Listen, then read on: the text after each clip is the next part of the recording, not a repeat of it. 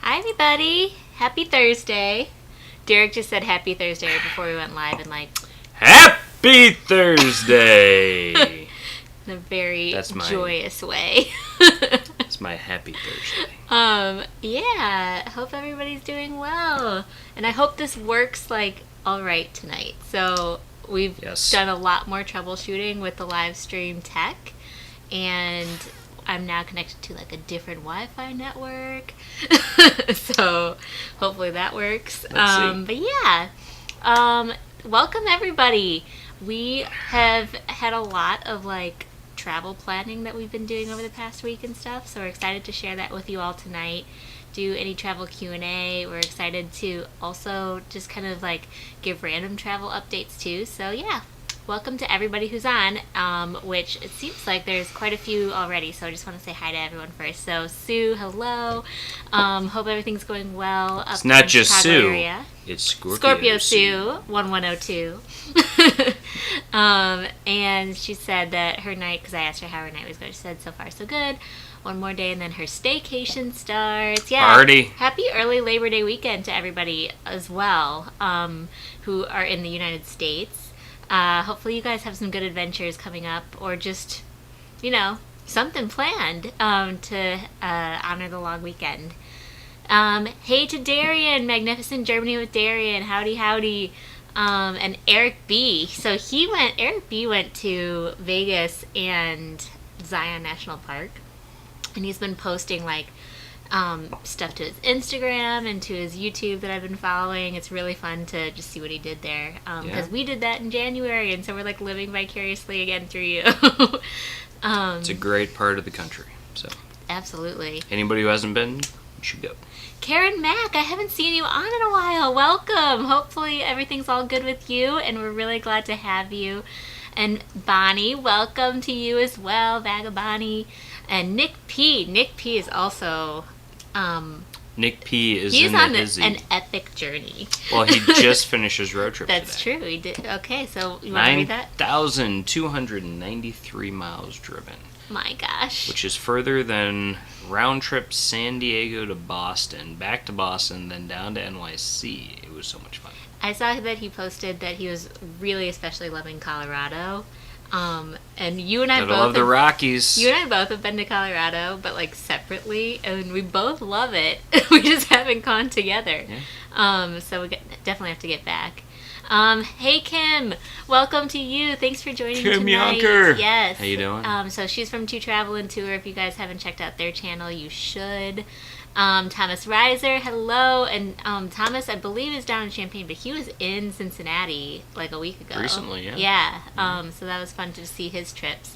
Megan Morris, cheers to you as well. Cheers, Megan. Cheers. Welcome to Megan Morris. Always fun to have Megan on, and thanks for the shout out last night on Walter's World live stream to have people join tonight. So that was really sweet of you to do. And also shout out to Darian too, because he aggregated all of these different live stream schedules and posted about them on social media. So that's incredibly helpful. Hold on, let me take a sip because I just cheered. You cheered? Or cheers? Cheers. You're right. I'm not a cheerleader, am I? Rah! Rah! Go travel. Time to drink. I'm thirsty. Oh man, just a piece of dust flew in my face. Be aggressive. Be aggressive. But not too aggressive. Anyway, so, alright, I don't want to miss anybody. Everyone's saying hi, which is great. Ryan Donahue, hey, welcome to you. Mark and Lori Sims, Finley. welcome. Mark Finley. Hopefully more than just Mark Finley. Hopefully Terry's there too. Maybe April, maybe Piglet. But welcome Finley crew, or just Mark if it's just you. Alright, well, Mark is actually going to be taking off soon because they have a virtual open house for April's school in 15 minutes. Oh, cool. Good luck. Have fun. I wonder how that works. I'm very curious to hear about that. Parent-teacher conference. Yeah. And then Mo is on. Yo! Your buddy. Well, Mo. he's my buddy too, but. DH97. Yay. Welcome, Mo. Musings at Midlife. Hello.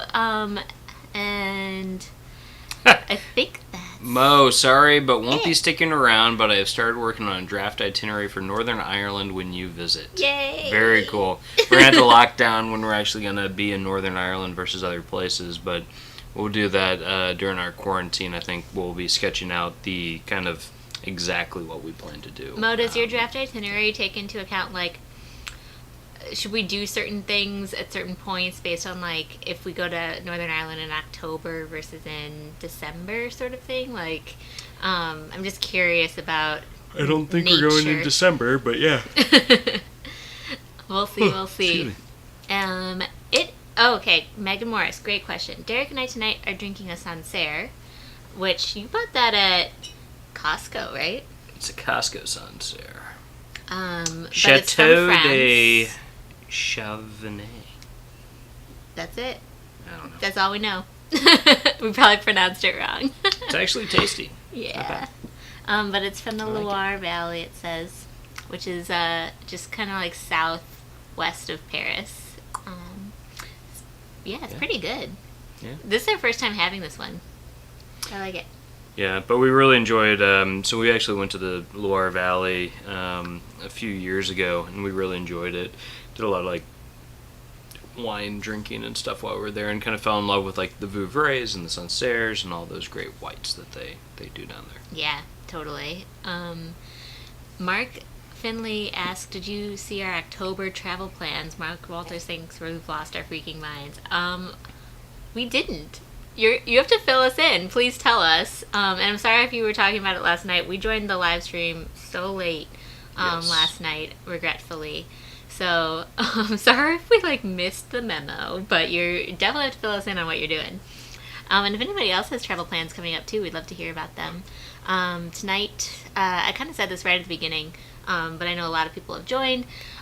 We were going to give you guys a quick update on where we're at with our UK planning and prepping, because we leave in 10 days, and for TBD how long.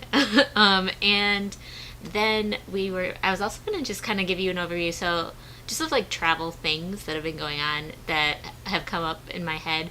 For example, I renewed my global entry, so I can tell you guys how that went. Ooh, I need to do that. Yeah, you do. And I didn't tell Derek how it went, so he's going to be on the edge of his seat. Tell me more! Because I need to do it. Yes, you do. Because yours expires like a couple months after mine, right? Yeah, January maybe? Mine expires February? on my birthday in February, and I'm like, cool. Same with my driver's license. Well, that's how Illinois works. I know. It's just, it's like, why is everybody trying to ruin someone's birthday? I think mine expires in January. I think mine expires on my birthday as well. Your global entry? Yeah. Okay, so why don't I just dive into this while I'm thinking about it so I can answer Derek. I don't know if you all have global entry. It's a U.S. program. So probably Bonnie doesn't, or Mo, but it's a U.S. program that kind of allows you to get into the country very quickly once you arrive from abroad. So instead of having to go through and talk to somebody at customs, you have these little kiosks that you just scan your passport once you arrive. It takes your picture. You scan your fingerprints because your fingerprints are on file, and you're good to go. So it saves a ton of time, especially when we came back from Amsterdam, during March, when everybody was returning from Europe at the same time. It was very, very very easy. nice. Seamless. Yeah, seamless to be able to get through and not have to wait in all those lines. So, my global entry expires in February. I guess his expires in January, which is confusing actually because I got mine first, but whatever. So I went online and went to there's a special kind of microsite area of a government website that handles this, and I even had to renew my password because the password protection. So global entry is valid for 5 years. And so the password that I had before, I guess, was not secure enough anymore. So they made me do a whole new password. Fine, it's fine. But it was definitely a long one. I think it has to be 14 characters minimum. which I was like, ooh, I don't know those. Yeah. And then I was able to, so I think Lori's bringing up a point that I'm about to say. So you can renew, and like basically you have to fill out everywhere that you've lived, worked at, and I think addresses you've lived at and everywhere you've worked at over the past 5 years, as long as it's changed. And there can't be any gaps. So like if you took a summer off or something like that, you just have to say like unemployed for that area of time. And as long as you've filled in all of the gaps, you're good to go. And so then I paid with my Amex Platinum card, which should give me a refund of the $100 fee as part of like the benefits of owning an Amex Platinum card. So costs $100 every 5 years, but if you have one of those special travel credit cards that give you a refund on it, then it's free. So definitely do it, especially if it's free to you. And I think and you get TSA pre-check along with it. Yes, so you automatically get enrolled into TSA pre-check when you do global entry, which is really nice because I think TSA pre-check is kind of a must-have if you do a lot of domestic flying in the United States. And global entry, I mean, coming back, it does make it quite a bit more seamless and easy to get through. You know, the line, typically, you're not really waiting in the line. It's like you walk up to a kiosk, do your thing, walk out, and you're done. So it's pretty easy.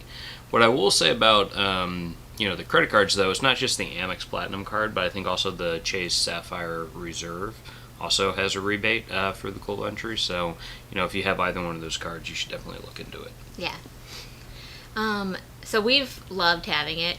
Over the past 5 years, I would not go back unless I literally was not traveling abroad ever again. It makes so much of a difference. Well, and the delta in price between that and TSA pre-check, I don't think is that high. Yeah. And so having TSA pre-check saves you a ton of time at security when you're like checking in. Yeah, Thomas is making that point. It's only $15 more than TSA pre-check. Okay, so yeah, you're right. Why not just add it on? Right. Even if you don't know if you're going to be traveling abroad, I guess. It's Michael not Mann, that much. I love this. He's like, I'm kind of a sucker for expedited travel programs. I have global entry, TSA pre-check, and clear. Security is usually a 2-minute exercise for me. That's awesome. And my problem with Clear is that Clear, at least when it first rolled out, wasn't in a lot of locations. Mm-hmm. And they had it actually at the Detroit airport. And when I was going to Detroit a lot for work, my boss had Clear, I had TSA pre-check, so it was kind of funny because he'd go through Clear, I'd go through my way, and we'd basically both make it out at the same time because it was a very empty terminal. But if it's a crowded airport, or if you fly during really peak times, having Clear can be a godsend. Yeah, I've waited in line and like some guy just like walks right up through Clear and is like escorted to the front of the line, and that's kind of like, man, why am I not him? Yeah, so we don't actually have that, but I know that signing up is pretty easy as well. They even have like ways to sign up. You can do it at the airport. Yeah, at the airport. So if you feel so compelled one day to do it, keep us posted. But yeah, cool. That's cool that Michael Mann, you have that. Definitely makes flying easier. So I think I covered everything about... so the last thing I want to say about that process is, so I did that, I think, 2 days ago, and I've already been approved, and it says in, like, the timeline that I would have had to go in for a new interview, but I don't know if they waived it because of the coronavirus or what, but, like, basically they sent me an update on where my application status is at, and, like, the interview part is checked off. So maybe it's because I've already been interviewed in the past. Yeah, might be. That'd be nice if you didn't have to go in for an interview each time because, I don't know how it is now, but when we did it 5 years ago, the interview process is like basically ticking a box. You go in, they're like, are you a terrorist? No, okay, cool. They don't say that. Well, it's not exactly, but that's what it felt like, It was a very, I was getting nervous. I'm like, I don't know what they're going to ask me. I don't know. I'm afraid I'm going to, shoot myself in the foot accidentally and, I'm going to be, banned from flying, and it's actually really it's easy. Easy peasy. But yeah, we both went at JFK Airport because we did it when we lived in New York. But they've opened up a lot more interview spots in different airports around the country. I think when it first started, it was like only a few airports, and now it's lots. So, yeah. Yeah, Lori agrees with me. The interview was a joke. So what's funny is they also give you, in case you drive over the border a lot, like from U.S. to Mexico or U.S. to Canada, they give you a card to use as like your global entry card, and you only need it if you're driving. But you basically like have to take a photo, just like it would be like a driver's license photo. And the woman who did mine, she was interesting. She I think was just really fashionable. She had like really stylish like acrylic nails and stuff, and instead of doing the straight on like driver's license photo, my photo's like all the way taken from up here. Like I think she thought she was being really nice, that I'm like, looking up, and like women love to look up and have their eyes like bigger and stuff, but it just looks so bizarre. It's like the weirdest angle for a ID photo. Maybe I can like pull that up. I think it's actually in the other room. I'll do it another time. But yeah, they have the liberty of choosing what angle your global entry photo is going to be. Nice. Okay, so we have an important question from Thomas Reiser, which is, what do you plan to do about groceries while in quarantine? Okay. Good question! That's part of our major update on trip planning for this. This took me a lot more time than it should. She got very invested in grocery shopping. Not only did I get invested, but there was just a lot of technical details to work through. I was communicating with customer service. So we chose, there's a lot of different delivery grocery options now in the UK. Apparently months ago it was very limited, but since the coronavirus, a lot more of the local grocery stores such as Tesco, Sainsbury's, Aldi, etc., they all do delivery now. Yep. However, we were warned by a lot of our UK friends that getting delivery slots is still difficult, and so the earlier you can do your reservation, the better. So I was this week trying to get a delivery slot for Wednesday, September 16th. Yeah. So all right. So first of all, so we leave on the 14th. We fly out then. Oh yeah, we haven't told everybody where we're staying. No, but so okay. So we fly out on the 14th. We land on the 15th. And because of that, we didn't want to get a delivery window on the 15th because, if there's a delay and we don't actually show up until the 16th, we wanted we didn't want groceries to go bad, especially with how much she wanted to buy. She was just one purchase now. So we spent a lot of money, and I would hate for that to go to waste. So we got it for the 16th, so it's the day after we get in. So the first day is going to be a little tight. We'll just need to make sure that we buy some stuff at the airport or whatever before we leave to have some food. But then on the the morning of the 16th, we should get our grocery delivery, and then be basically stocked for the rest of our quarantine. Yeah. Because we bought a ton of stuff. Yeah. Holy cow! How much was it? It was a lot. It was a lot. It was a lot. It was I think 560 pounds, which, because the exchange rate is not in our favor right now that much, it's a lot of money. $700 and something. But anyway. But that's for wine, shampoo, separately. food. Yeah, food. Lots of meat. The wine itself was We ordered a lot of wine. But anyway, separately, did you say where we're staying? Okay, so as of our live stream last week, we were really, really wanting to stay in Edinburgh, and we had found a very cool looking place that was a 4-story townhouse, and it was supposed to have super fast Wi-Fi speeds. All right, so we decided okay, we'll book it Friday, because we have the live stream and everything. Friday morning arrives, I log on to Airbnb, and somebody had booked that place, and I was like, no. Yeah. So we lost out on that place. And basically that meant we lost out on Edinburgh because it was the only one in our budget, what we were willing to spend, that offered everything. Hit our needs, right? Yeah. And the biggest one being high-speed internet, because somebody was asking if we're going to do videos while we're in the UK, and yes, we will be. We want to still be able to do these live streams if the internet at our place holds up. But also, we'll be working abroad, and we'll be uploading videos and stuff that we shoot while we're there. So, yeah. So, because we wanted a place with more than one bedroom, just to have like some space, we actually kind of just really wanted like a townhouse or it could have been attached, it doesn't have to be like a detached home, but we wanted something with like a yard or a patio that was private, because we're going to be in quarantine and we literally cannot leave the house.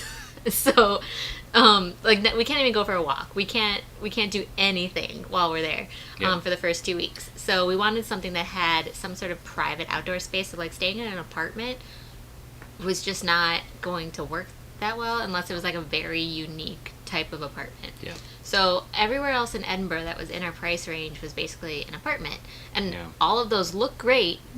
Like nothing's wrong with Edinburgh. Oh yeah, there's a ton of them that I would do on a short term once we can actually leave the apartment and get out and about. But when the most you can do is go into like a private garden area, if you have it, you kind of want that for 2 weeks. You don't want to just be stuck in the house the whole time. So we started looking literally like everywhere, all over the UK. We looked in Bristol, we looked in London, we looked in York, we looked in Swansea, Manchester, Liverpool, Belfast. We looked everywhere.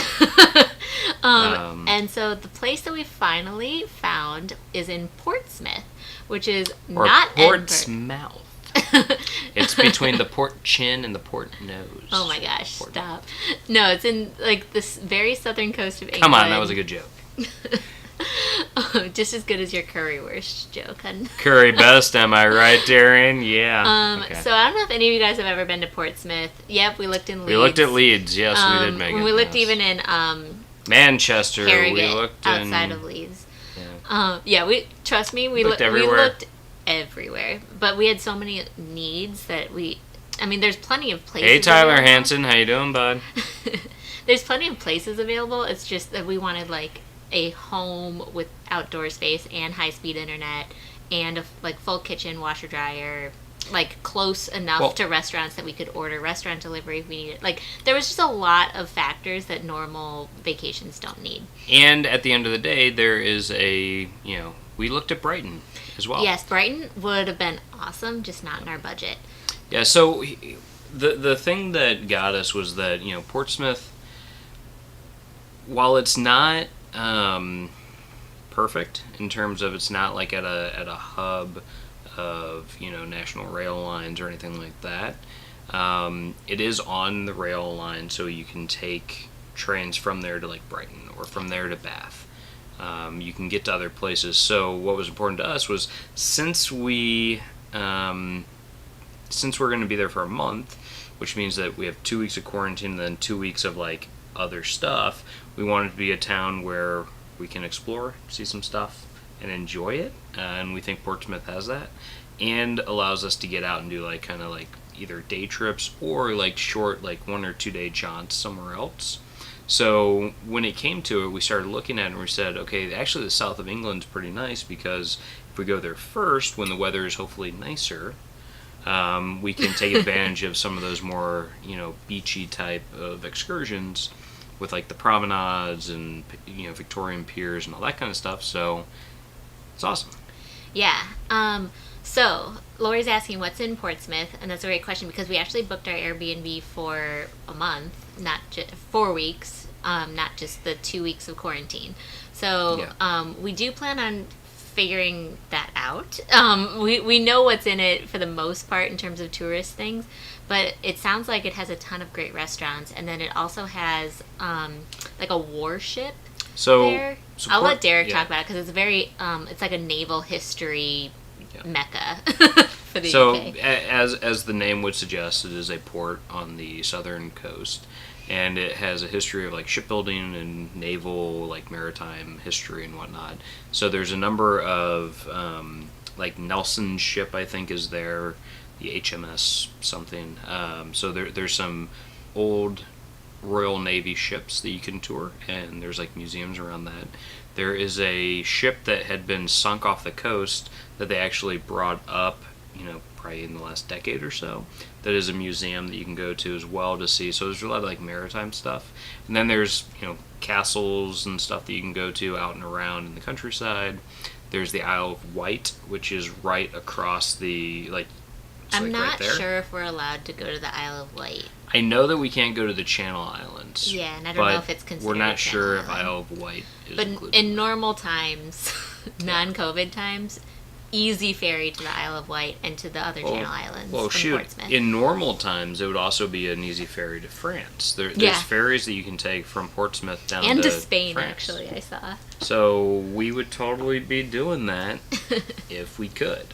Somebody asked the question about, are we just staying in the UK or are we going to venture out? We can't really venture out as of today. Because we don't have residency in the UK, we can't go to places that the UK is allowed to go to. We can only go to places where the US is. And welcome. So we're Americans. Nobody wants us at present in Europe, for the most part. And we're trying to be extremely mindful of even, of course, the UK's restrictions on American tourism, and follow all of the rules. So that way, hopefully, we're kind of expecting at some point during our 2 to 3 month trip that we're going to receive some sort of questioning about why we're there, or just after somebody hears our voice, or some sort of prejudice. It'd be cool if we don't, but probably will. And so it's just one of those things where we're being extremely safe, and cautious, and mindful, and hopefully we'll be able to still have a new experience. We're excited. So we're looking at going to Wales and Scotland and other parts of England and Northern Ireland, though, while we're there. Yes, and there's a couple of places where we'd be able to go to, actually, so it's not quite true that there's nowhere else that we can go to. A lot of the, France and places like that, we wouldn't be able to go to. We were looking at, Turkey for a little bit. But Turkey is an option. We'd be able to go to Turkey if we wanted to do, a long weekend there or something. And then we could come back and not have to quarantine on the way back, which is the important part, because what we don't want to do is we don't want to go somewhere, come back to the UK, and then find out we have to quarantine for 2 more weeks, which would be horrible, and make it a bad use of time and money. But if we can I want to caveat that for a second. So there have been a lot of what's the word? Cautions within the UK, because the UK government has made very, very quick changes to its rules. So I think it was 2 weeks ago, all of a sudden they added new countries to the list, basically effective immediately, that if you go there, then you have to quarantine for 14 days when you return, Croatia included. And a lot of people had been going to Croatia because you didn't have to quarantine on your way back, and blah, blah, blah. And so if you were a UK citizen, or I guess would have, us, or somebody who had gone there and had a booked flight to return home, then all of a sudden you would have had to quarantine, and you had no idea when you left. So Megan makes that point, is that the UK seems to be making changes 1 day notice type things, and that's true. So the issue is, and Croatia, which is the great one, and Darian's mentioning Croatia is open right now for the US, and that's a great option. I would normally agree. In the UK, so in Croatia, the problem is that right now you have to still do at least a 1 week quarantine, I think, if you go to Croatia. So as an American, so we'd have to quarantine once we get to Croatia, which would extend. You can't do a long weekend sort of trip. And they were one of the places, though, that I was looking at as, well, maybe we go there before we go to the UK, because then you do 7 days of quarantine, hang out for another week, and then you go to the UK and you're fine, you don't have to quarantine. But they made a decision to take it off the list in the UK, so now you had to quarantine coming back. So it's one of those things where I was like, oh, this is great, this is going to be awesome, and then Eliz's point was made where it's like, yeah, but that could change. In an instant. and it did for the place I wanted to go to the most, Croatia. Turkey is a close second for me, but Eliz has some trepidation about going to Turkey for an extended period of time. I have the same trepidation with Croatia and Turkey. Yeah, it's a similar trepidation, which is that we don't speak the language, and so if something were to happen with COVID or something else health related during this time, it'd be difficult. Yeah.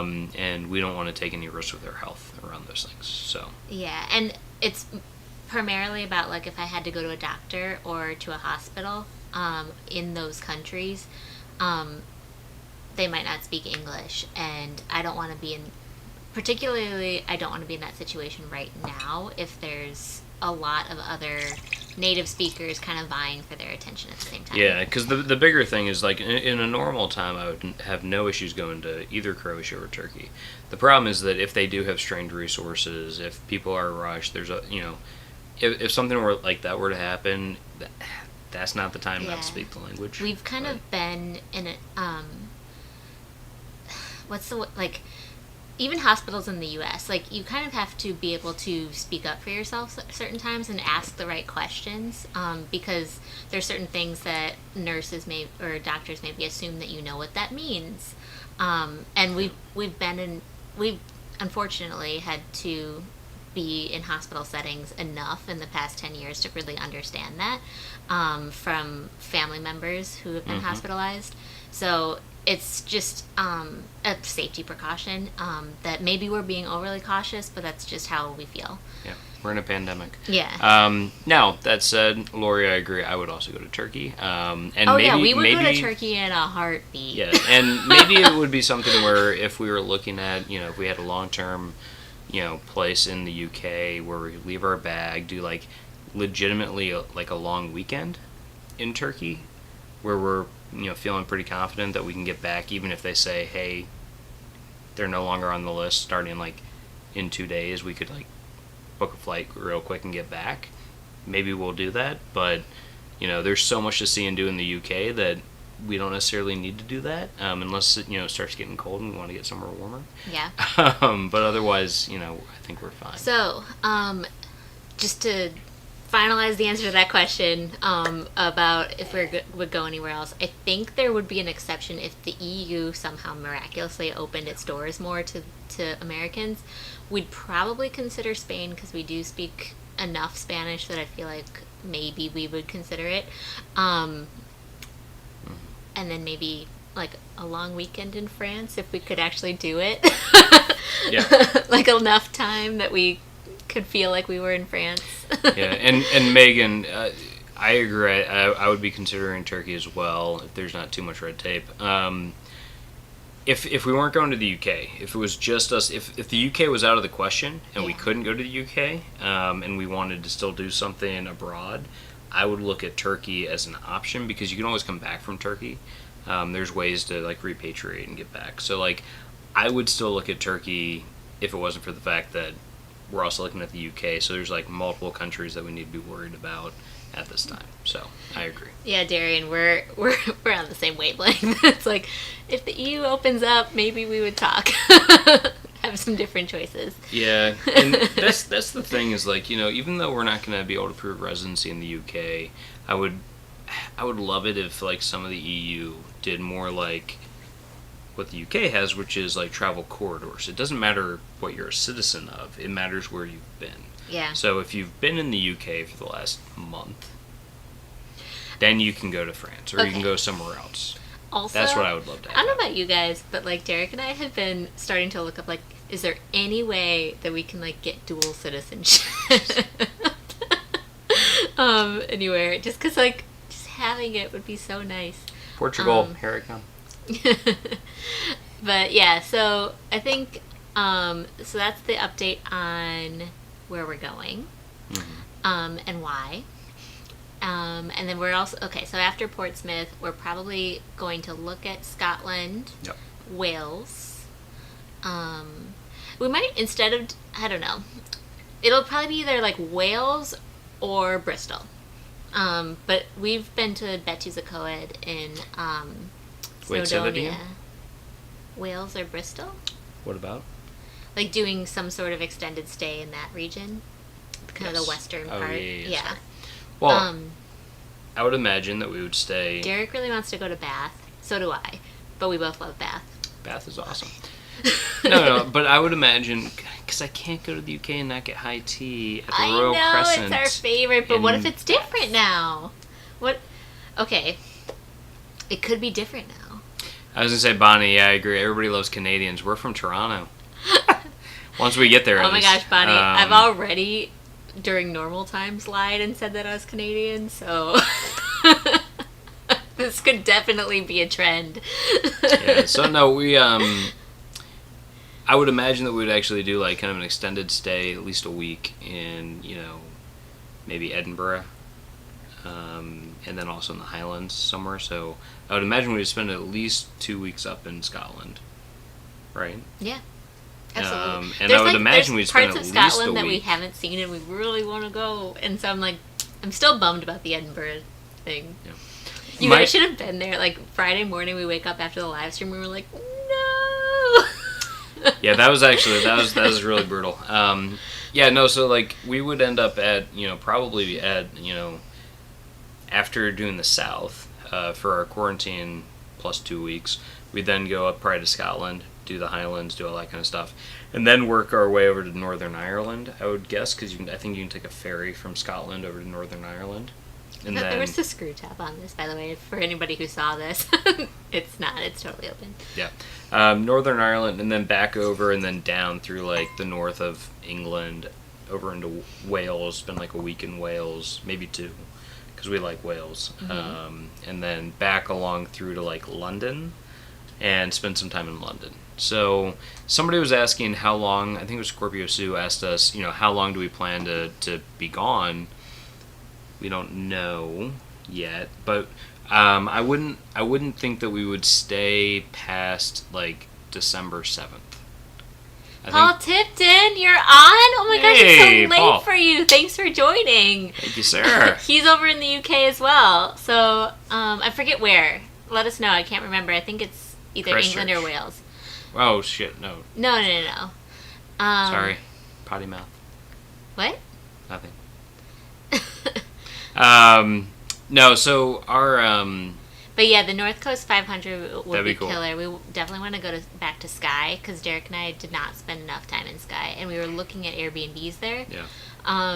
But we just couldn't do quarantine there. It was too far from Heathrow. Well, yeah, that was one thing. So you need to be able to get to the place that you're going to do your quarantine when you go to the UK within, like, a day. You can have one travel day in between, where you stay at, like, another, hotel or something like that. So Skye would be really hard. We couldn't do that. Also, we were concerned about how kind of removed that was, and the proximity to, like, delivery groceries and restaurants and things like that to, like, sustain us through quarantine. So we didn't really look at anything for quarantine north of Edinburgh or Glasgow. We looked at both of those things. We looked at Inverness, but that was actually kind of expensive. Not for quarantine. I did. Oh, just kidding. Derek I did. It was kind of expensive. Really? Okay. Jason Gore! Welcome, sir. Jason Gore, when are we going? We are leaving... a week from Monday. Yeah, so September 14th. Land on September 15th. And we're so excited! Quarantine then for the next 2 weeks, and then we explore the UK. Yeah, so for those who joined just now, we are quarantining in Portsmouth. On the southern coast. And so that'll be for 2 weeks, and then we're going to start exploring after the first 2 weeks, masks on. And probably, like, the southern area. We have I wouldn't say a ton of friends, but we have several friends in London that we're looking forward to seeing as well. So I don't know if it's going to be while we're doing our Airbnb in Portsmouth or as a separate sojourn. Well, we have some friends in, like, London, north of London, Mo out in Belfast I would love to hang out with and check out. Some people up in Scotland and Glasgow and stuff that we'd like to meet up with. So oh, Karen, that's awesome. So cool. I didn't know that. Okay, we're learning so much about dual citizenship right now that I'm kind of obsessed with that. So she's saying that she's also really interested in dual citizenship stuff. Just found out that Canadians can get accelerated French citizenship because French is an official language here. That would be so cool. And that is really neat. We've learned something similar actually about Mexican citizenship, and that you can get accelerated Spanish. Yeah. And so Derek is part Mexican. His grandfather was born there. And so we were like, hey, we should kind of like figure out if we can backdoor our way into Mexican citizenship and then into Spanish EU stuff.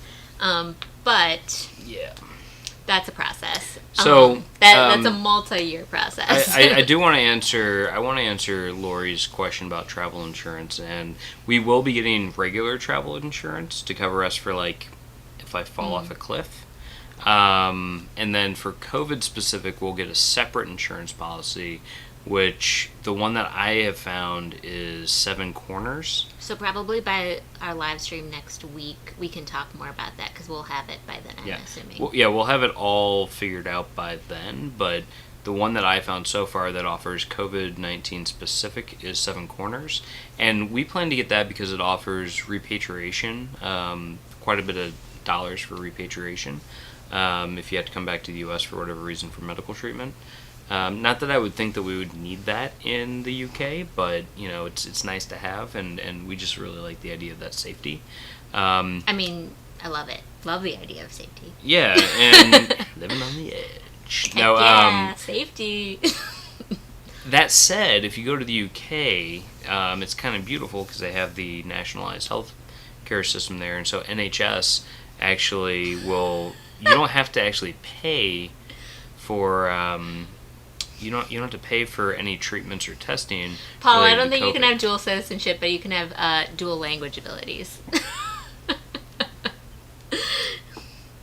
Wales is great, man. Yeah, there's no difference between like English and Welsh citizenship, but love it. And my mom, hello, Ruth Armstrong, welcome. She says, okay, so. Sorry, I interrupted you. We can circle right back. But Ryan is saying a lot of European countries offer dual citizenship if you had a grandparent born in the country, or if you do anyway. That is accurate. Neither of us had a grandparent born in Europe. However, as my mom is saying, I have my grandfather actually, despite he was born in America, he was a dual citizen. He was born a dual citizen. He was born a dual citizen. Despite the fact that he was born in California, and of the Netherlands, and then grew up in most of the Netherlands, because his father was Dutch. So my mom is saying, as a dual U.S. and Dutch citizen, my grandfather, my opa, surrendered his Dutch citizenship so that he wouldn't have to pay taxes in both countries. That I'm going to look into that more, because there's a difference between surrendering your like nationality and your citizenship, because your citizenship is kind of a birthright. But I understand that, but no law, you can. Yeah. I just don't know if he did that. It's all been family hearsay. That being said, if you have dual citizenship, you don't necessarily have to pay taxes to the EU anymore. It's kind of based on where your residence is. Real quick, I want to say hats off to Bonnie for giving us the phonetic, pronunciation for Toronto, not Toronto, Calgary, not Calgary, and the hat, not medicine hat. There we go. Now we can blend it. Toronto. And also, Mo, if you're still on, thank you very much for joining us. We really appreciate it, especially with how late it is over there. Thanks, Mo. And, we'll chat. Yeah, we'll message you. Yeah, we'll shoot you a message on... Derek still wants to get a drone, and he keeps bringing you up.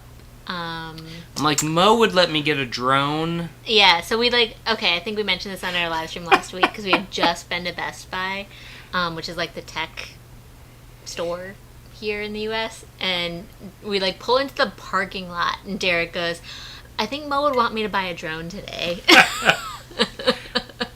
You know, any excuse I can get. So that's kind of like what we're looking at from the. And good night to Paul Tipton too. All of our UK Paul. people are peacing out. Oh, I'm so sad. But I know it's super late there, so thank you both for joining. Really, really fun to have you, and send us your tips where we should go, because we need all of your insider info for sure. Especially if anybody knows any like day trips from Portsmouth, because I don't know quite as well, but you know we're looking. So yeah. And Megan, have you guys been to Jungle Gyms yet? No, we have not. No. We've actually been trying to be good. So Jungle Gyms is actually kind of far from where we're at, unfortunately. We've been twice to kind of that area in Ohio for like Whole Foods runs and stuff, because we're on this crazy diet right now for 3 weeks. We're halfway done, hopefully. Yeah. Mentioned it last time.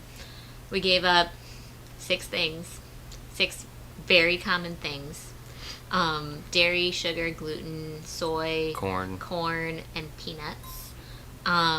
So Whole Foods has like the special like dairy-free cheese and dairy-free yogurts that we like without all those other things that we can eat. So we've gone that direction, but yeah.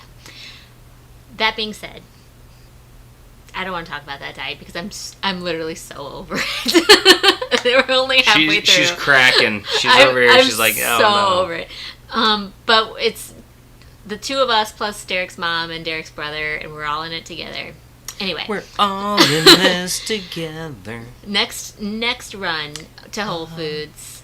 Yeah, I need you here. Yeah, no. So next Whole Foods run, we need to go to Jungle Gyms too.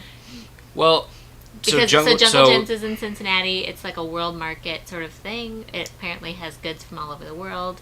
I think half the reason why we haven't gone is because we can't eat the things right now that we want. Or at least like we'll see things that we're like, I want that. Yeah. And we won't be able to. I'll see like all the good English like crackers and stuff. Well, it's kind of like around here. There's a number of places I really want to go to. From like restaurants and stuff, but we can't because if we went, we'd be miserable because we can't eat almost anything there. So there's like a really dim sum place that we want to go to. There's a beer garden. There's like a German really beer cool, garden. like awesome looking beer garden that's like really close to here. It's like outdoors, socially distanced. There's like suits of armor. So looks awesome. I'm starting a petition in the house now that we're going to end the diet early, so I can go to the beer garden. But basically, everyone's like, you don't want to go to a beer garden like right after you finish this diet and all of a sudden like explode. Well, it's not only that, but like I feel like me, my mom, and my brother are all kind of like, we've gone this far. Yeah, I know. Like we can go a little bit further. Yeah. But yeah, no, it's tough. So, like we're hoping to see my grandparents for like their birthday, and we're like, well, we can get them pieces of this cake weekend, and then we'll just not eat any. And Derek's dad's the only one that's like not doing it. And he's like, so should I just get cake for me and your grandparents? And we're like, yes. Evil. So evil. But like, it's one of those things where it's like you can do anything for 3 weeks. You like this is totally doable. It's just the fact that like there's all these places that we're like opportunity costs, if you will. Yeah. Like we're saying no to so many things right now. We figured out a way to do like a Labor Day cookout sort of thing. Apparently, I'm not allowed to say barbecue. I learned this last night on Gallivanting Gal. On Monday night. But yes, we were like we could do burgers, no bun, with like the special cheese. Well, no, that's not what we're doing. We're gonna do a dry rub barbecue because we're gonna do like salt and pepper rub on spare ribs. That's true. That'll be good. And then I'm gonna make a dairy-free, gluten-free mac and cheese. Okay. Which is actually pretty good. Derek did that already this week, good. and it was delicious. So it was with shockingly good. Daya shredded cheddar cheese. If anyone's Lots of garlic. Seen Daya brand, I'm not assuming anyone's tried it because, like, why would you unless you do this diet? But if you've seen it in the store, it's made with the Daya cheddar shredded cheese and chickpea pasta. No, quinoa. It's a quinoa quinoa-based, like, mac and cheese. Or a macaroni shell. So it sounds disgusting, but it's actually, like, it tastes really good if you do it right. Yeah. Add a lot of garlic, onion powder, black pepper. Use, like, a cream, like a creamer that's, like, made out of, like, coconut milk or something like that. It's like a coconut and almond creamer. And then you bake it. So you basically, like, cook the noodles half the time or just a little over half the time. And then you finish it baking in the oven. And what I did, and I thought this was pretty good, was I added a little bit of extra shredded, like, Daya cheese on top, as well as I crushed up a bunch of pork rinds to make, like, a breading that's, like, non-gluten. And I sprinkled the pork rinds on top with, like, mixed with, like, oregano and some more garlic. And that made, like, a crunchy top, like a gourmet type mac and cheese. So that was good. Awesome. But even better was when he put, like, a pork rind breading, if you will, on chicken and then put it in the air fryer. I made, like, fried chicken. And then we had, like, this one ketchup that you can buy at Whole Foods called Primal Kitchen. And it tastes like regular ketchup. Yeah, it was good. But it's just no sugar added. It's sugar-free and, like, all the things.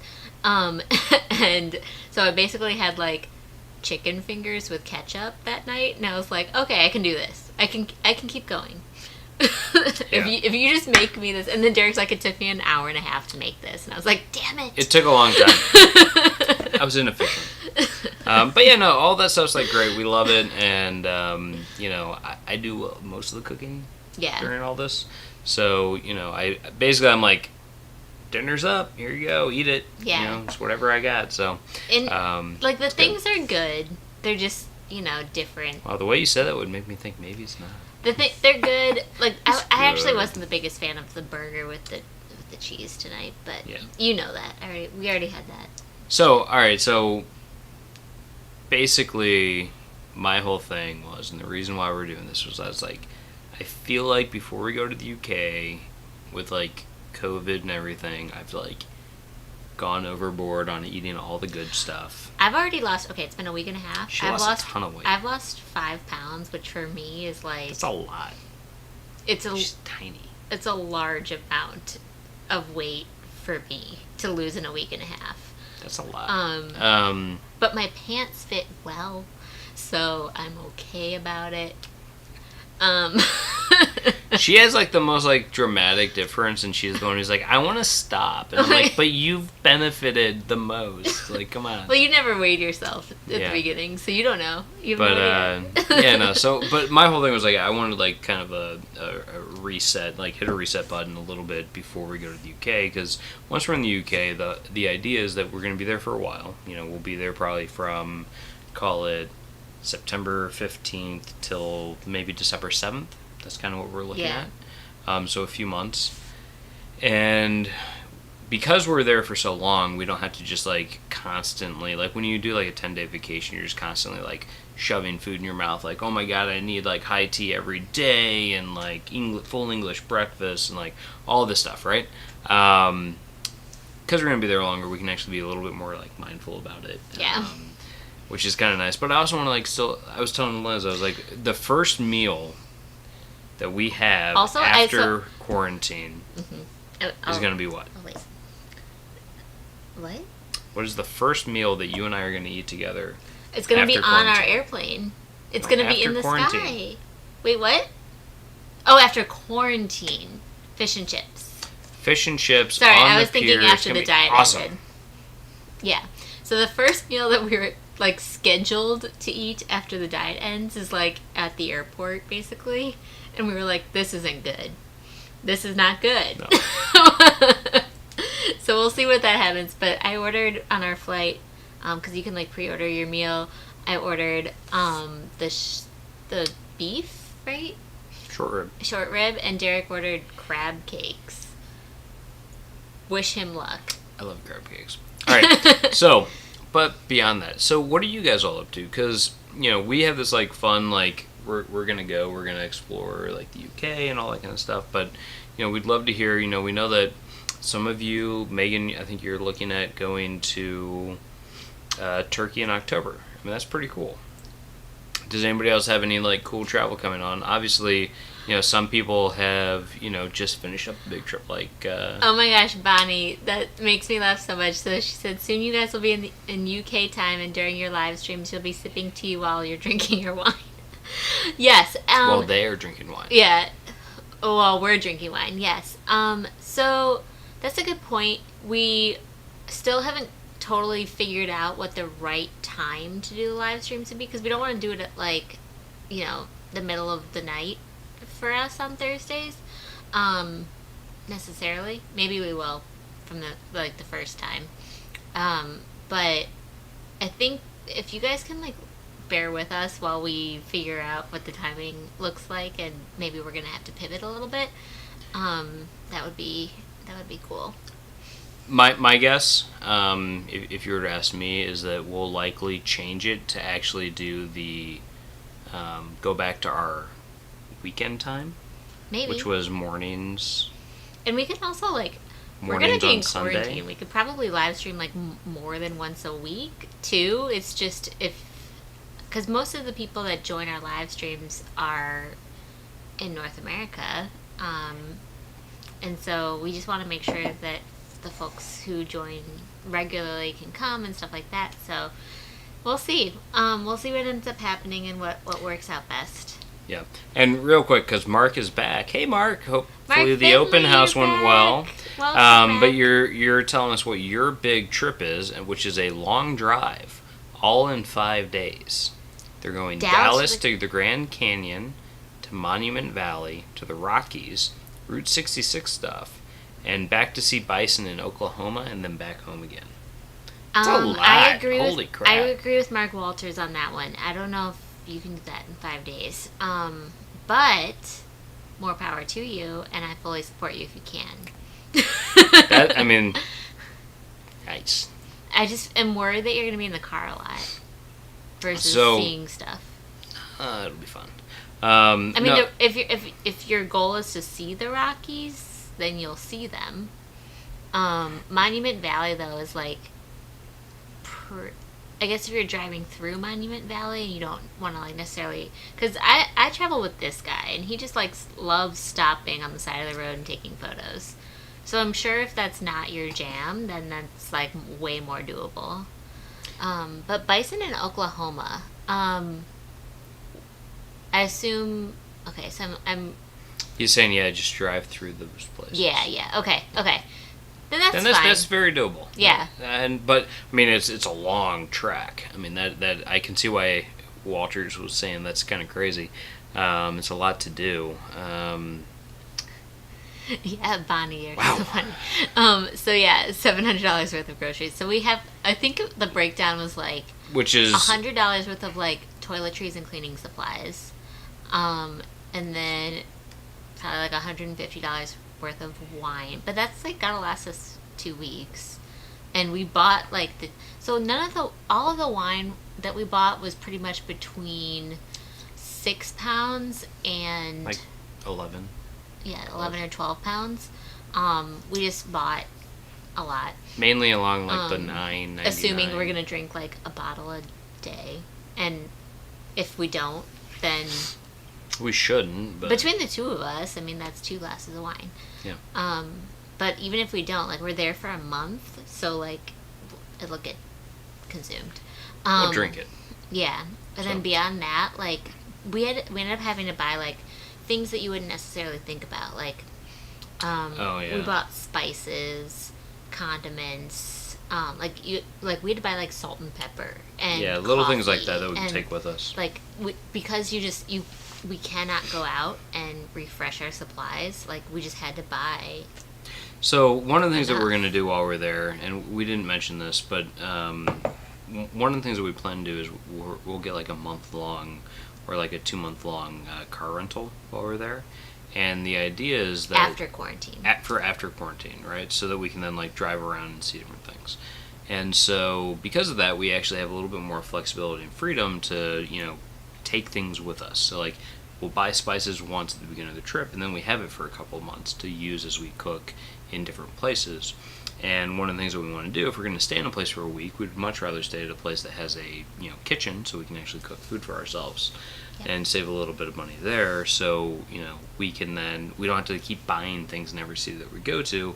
We'll be taking it with us. Yeah, so like we a lot of that thing stuff. Of olive oil. Yeah, a lot of that stuff will just like keep going place to place, so we don't have to continually spend that kind of money while we're abroad. Yeah. So that's kind of that thing, and we've been looking, and Avis is, I think, the best price point I found on like long-term car rentals in the UK. So we'll probably do it through Avis. Pick it up down in like Portsmouth area and drop it back off at Heathrow when we leave. But yeah. Might have to be Heathrow to Heathrow, but yeah. Maybe. We'll see. We shall see. Mary Ellen, welcome to you. Hey, Mary Ellen Dunn. So we're just chatting about Mark Finley's vacation, which is going to be a 5-day road trip, and also our journey to the UK for a couple months.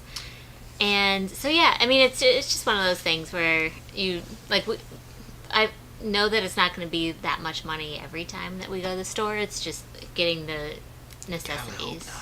No, it won't be. So Megan Morris is saying that she just got back from Mexico and honestly felt safer there than here. If Turkey is a no-go, she might just go back to Mexico. That's cool. Good. And I think you're at an all-inclusive. Is that correct? Yeah. Hey, Katie Smith. Hey, welcome Katie. Well. How you doing? Welcome. Awesome. We have new people on. This is great. Welcome to everybody who's new. I think we were mentioned you real quick last week because you were in Mexico and everyone was like, oh, Megan's in Mexico right now. Everybody was in in Yucatan Mexico. Peninsula near Cancun. I believe it was at an all-inclusive too, and hopefully they're doing a really great job at just making everybody feel comfortable and safe. Yeah. Mary Ellen, thanks. Really cool. She's saying she's been watching the rest of my vlogs. That's cool. So sweet of you. I feel like they're all so old now. I haven't been posting enough. So the issues that I'm running into with Amsterdam vlogs and with our day to the Mississippi Palisades State Park is that I'm finding out, I'm still learning kind of how to structure everything when it comes to real-time vlogging on YouTube, because I do it pretty well, I think, on Instagram with my stories. But yeah, exactly. So Mary Ellen's like, great tips. I feel like my specialty on this channel in the past has been talking about travel prep, and I don't want to toot my own horn, but I feel like the videos on this channel are pretty good about how to prepare, but when it comes to vlogging, I'm learning. But we ordered. Okay, yeah. So another thing is that we've been preparing for this trip by ordering a few new things. One of them being a microphone that can actually travel, that both of us can talk into, because normally it's just me on this channel, but since Derek's going to be with me and he's not going to be in meetings the whole time, hopefully. Then, because normally it's I'll travel with him, but then he's literally in meetings all day, so I'd have to make the videos by myself. So this time maybe he actually gets to talk in the videos and have an appearance. So we've ordered a microphone that can travel with us, that both of us can more talk likely into. I'll be behind the camera, but yeah, maybe we'll see. But yeah, no, so we got some of that stuff, but then also, in terms of the prep for the trip, we were looking at not just the the equipment for that, but also how are we gonna call people, right? So we bought a SIM card for our phone, so I wanted to talk about this. Okay, back to Thomas Reiser's question. Thomas, I hope you're still on, because hi Thomas, we completely bypassed this part of it. So we ordered all the food, and then I've been on talking with customer service, because you have to have a UK phone number Yeah. for them as the personal shopper basically is going through the store. They like text you and they say, hey, this is like not in stock. Like, is this okay for a substitution? Blah, blah, blah. We don't have UK phone numbers. And there was no way to put our American phone number. Like, with certain services, you could have an EU phone number, but no American phone number. And no Canadian, too, just for everybody who's in Canada. So, I ordered off of Amazon. Came in 2 days. A UK SIM card. I haven't even opened it yet because it came, like, today. But basically, Derek has an old iPhone that we're going to bring with us that we're going to put this SIM card into, and because it's old, it should be unlocked. Which I know that if you have like a newer iPhone with certain, or a newer just phone with certain companies, we use Verizon, but I think several companies are like this. You can't, like, it's not unlocked anymore or something like that. But these should be. So we're gonna put it in tomorrow and test it, and then figure out what our phone number is. It should either be in this once I open it, or we just have to text ourselves. Yeah, we'll figure it out. Then I'll input that phone number into the system. I had to use my friend's phone number as a placeholder, and oh my gosh, the customer service at Ocado, which is like one of the grocery delivery services, was basically saying, like, you at first they're like, oh, I see that you found a UK phone number. We see it in your system. Like, yeah, it's my friend's number. I use it as a placeholder so I can make this order. Like, this is not just like a phone number that I just stumbled upon. So it's been an interesting back and forth for sure. So we had the SIM card. On top of that, we're actually getting a Wi-Fi hotspot that I ordered today. And actually, this is very important. Anybody who's looking to get this is called Skyroam. So Skyroam is kind of a major competitor to Travel Wi-Fi TEP. Or TEP, if you've heard of that. And we've done TEP a lot. We've actually taken TEP to multiple places. We've taken to Italy, France, the UK, a bunch of different places. The problem that we've always had with TEP is that we always felt that there were times where it just didn't give any Wi-Fi service. Yeah. And we just felt like it was slightly unreliable. And we kept looking up for an alternative, and it kept pointing, the internet kept pointing us to Skyroam.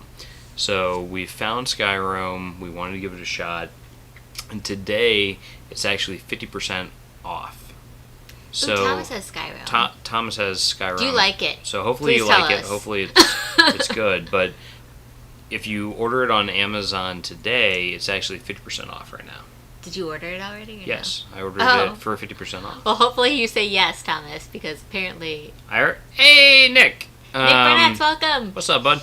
But yeah, so if you're looking for like that Wi-Fi option, if you're going to be in like Mexico or whatever, and you want like a portable hotspot with you, I'm hopeful because I've read a lot of reviews and it seems good. Oh, works in Mexico too?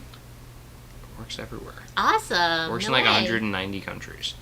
The UK being one of them. So if you can tell, this is like Derek's to do. I can't speak to this. Thomas has only used it once. Okay. We've used TEP a bunch. I mean, they're not bad. They just, especially with like GPS stuff, they just didn't work the way that we wanted them to. Yeah. Nick, thank you. No matter how long you get to stay, we're really glad you were able to stop by. Yeah, we're happy to have you. Yeah, so we're excited about Skyrim. We're hopeful that it works well, and that it gets good reception in like Scotland and whatnot. Just in case, we did go through and we downloaded all the UK maps from maps.me, so we can use that with in airplane mode with GPS. So we can find our way around places. We're trying to avoid having to buy a sat nav, and I reached out to Mark Walters and I was like, hey, do you guys use satellite navigation when you're in the UK? He's like, absolutely yes. Like, you should definitely have that. And I was like, oh, okay. We'll probably use it. Well, so what he was saying is, like, with roundabouts, having a more responsive system can, like, be a lifesaver. And sat nav is, like, way faster than phones. And I was like, Okay, well, we'll figure this out. Yeah. Hopefully it works out. Luckily with roundabouts, you can just keep going around. Keep going around in circles. And just look the right direction, you know? It's like, do you look left? Do any of you guys have satellite navigation that you've used abroad? Please let us know if you have, because we've looked into it a lot over the past couple days as well. And it might be something that we end up ordering from amazon.co.uk. Yeah. So we'll see.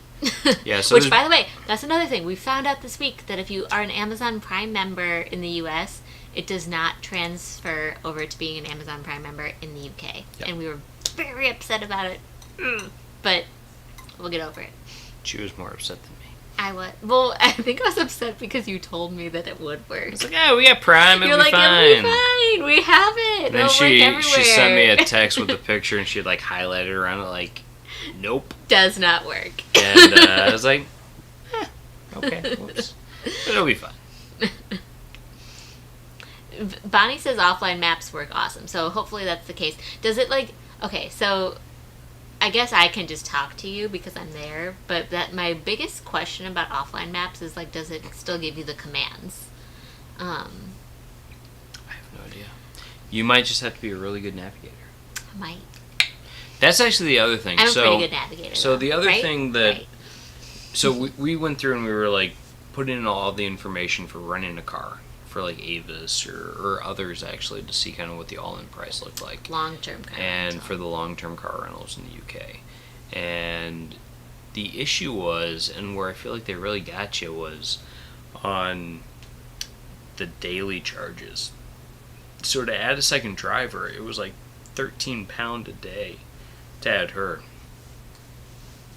So Liz was very quick to say, I'm not driving, I guess. Because you look at that over like a month and it's a lot of money. Or 2 months? Oh my gosh. Or 2 months. Like that's a lot of money extra, you know, for her to be able to drive. So I guess, you know, she's stuck with me. I mean, no matter what, normally Derek's the driver and I'm the navigator. So yeah. It's not going to be that It's not going to be that bad. Different. But, you know, it was one of those things where I was like, oh, like for a month-long rental, month plus, it should be like not a daily charge. Maybe it's like a flat fee to add a driver. It's not the case. So I was like, all right, one person, that's it. Because it almost like it increases the cost by like 60% or something like that. Some rental car companies allow your spouse to be added on for free, so we'll just ask them when we get there. But I'm not going to bank on it. That's for sure. Yeah. So we've talked about car rentals. We've talked about. I made a list of all the things that I wanted to talk about because I feel like there's been so much. Okay, so we gave you guys the update where we're staying, which for anybody who was not on, our first Airbnb is going to be Portsmouth. A townhouse in Portsmouth with high-speed Wi-Fi that we can hopefully live stream with. Yep. Okay, so you gave the update on buying Wi-Fi Is that gear. ABBA? Oh, Airbnb. Airbnb. I was hoping that was ABBA. We're going to listen my to a lot of handwriting's ABBA. Not that bad. Okay, yeah, and we talked about my global entry right at the beginning. So if you guys weren't around for when I was talking about the process of renewing my global entry during a pandemic, just watch the replay tomorrow or whatever. It'll be posted on YouTube on my channel. And then, so we ordered our grocery delivery. We talked about that. And found out that we couldn't use our Prime membership abroad, which is super unfortunate. And also, just to piggyback on that, we have used in the past like a VPN in order to watch our shows while abroad, especially when we were in China. We were able to a VPN was so essential. Otherwise. I don't know if you heard Derek. He's like, I gotta watch my stories. But anyway, when we were in China, it was like we had to have a VPN because otherwise we wouldn't have been able to access our Gmail. We wouldn't have been able to access like YouTube or Facebook or like any basic communication stuff. So we're thinking about using the same VPN system that we did for that, so that way we could access like the US versions of like a Netflix or a Hulu or whatever, but we still haven't nailed that VPN service down. So if you guys have VPN service recommendations, let us know, especially for Europe. But we're in market for that. And then I guess the last thing I wanted to talk about is just that we're really trying to like think through all of these like random items. Like our packing list is so different from when we typically travel.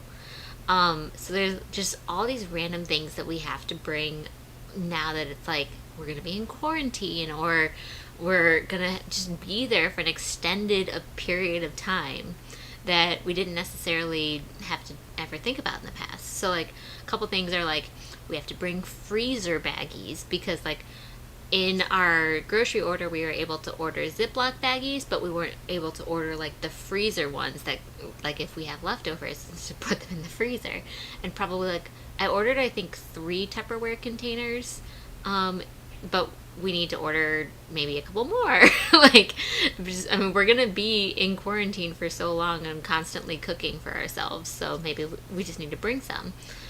We have to bring maybe like one of those like tiny little corkscrews for all of our wine, because even if the Airbnb has a corkscrew, maybe they don't, and that's not the kind of thing that's like listed on an Airbnb thing. It just says like kitchen supplies.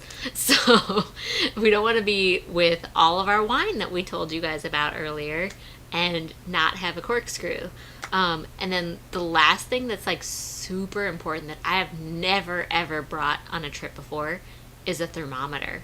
Have you guys ever brought a thermometer on a trip before? But like, I don't want to be in a situation where I can't even leave the house to go to Boots, which is like the equivalent of Walgreens, and go buy a thermometer if one of us is feeling ill. So we have 2 different kinds. We have like a small one that's like a mercury thing, and then we also have like one for the forehead.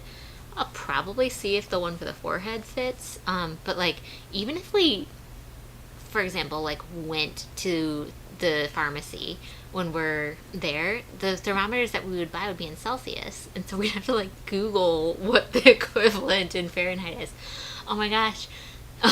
So yeah, that's just all these things to think about that you wouldn't necessarily have to have in normal vacation scenarios. So Derek has brought Lexi back. We'll see if she freaks out again this week like she did last week. Did you wake her up this time, or is she awake? She was awake. She was awake. Okay. So Derek and Lexi are best friends, I'm pretty sure. Yeah, Nick Barnett says doggy. So Lexi didn't like the lights last week, but I think it's because Derek apparently, I didn't know this at the time, went upstairs, woke her up from a nap, and brought her down here. And she doesn't really spend a lot of time right here, so. Say hi to everybody. Lexi, how's it going? Say hi to over here. You want to say hi to everybody? Hi. Say hello. You're just like, I hate you. Yeah. Hey, Lexi. Can you smile? She has this really creepy smile that she's like, okay. It's a perfect ladylike smile. Okay? She's a lady. Hey, Lexi. She doesn't like the lights, babe. There you go. You got it. Okay. Yeah, she doesn't want to see you guys. Sorry, Eric. Eric found this funny. Oh, Hi, yeah. Lexi. Okay, so yeah. PG is doing well Oh, these days. He is waddling around his little home in the Chicago suburbs right now.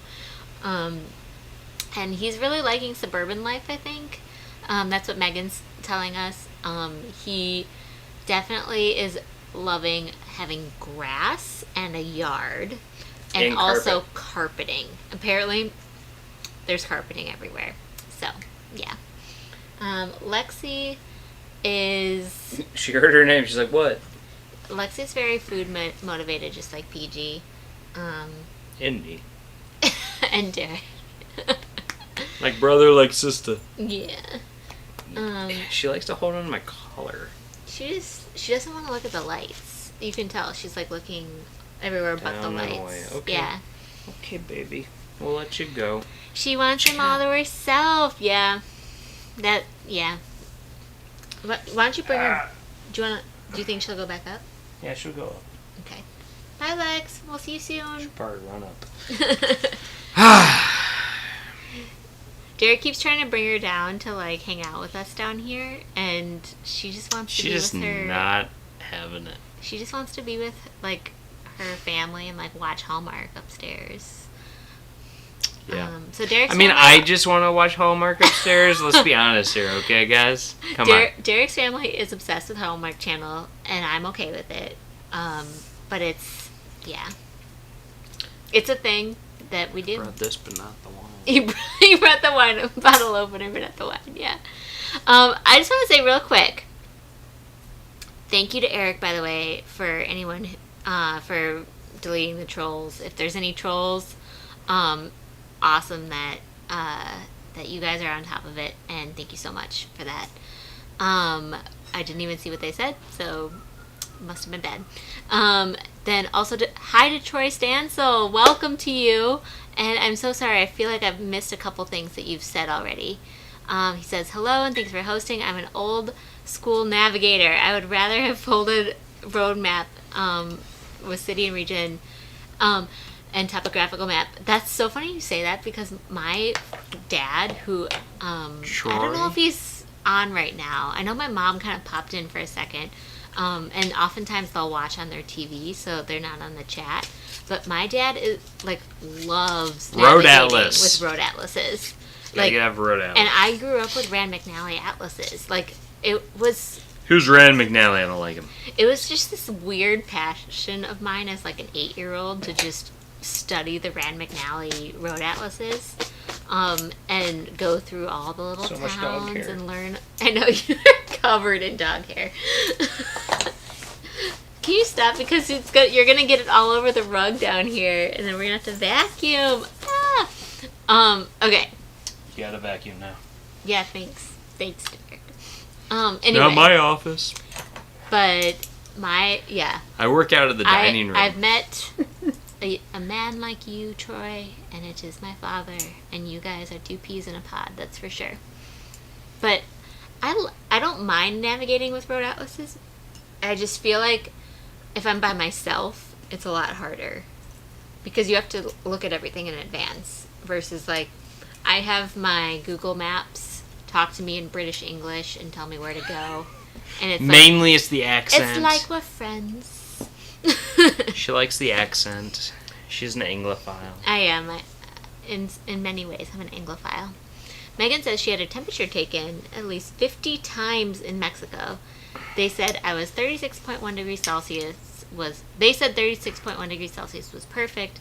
We made a daily competition to see who was closest.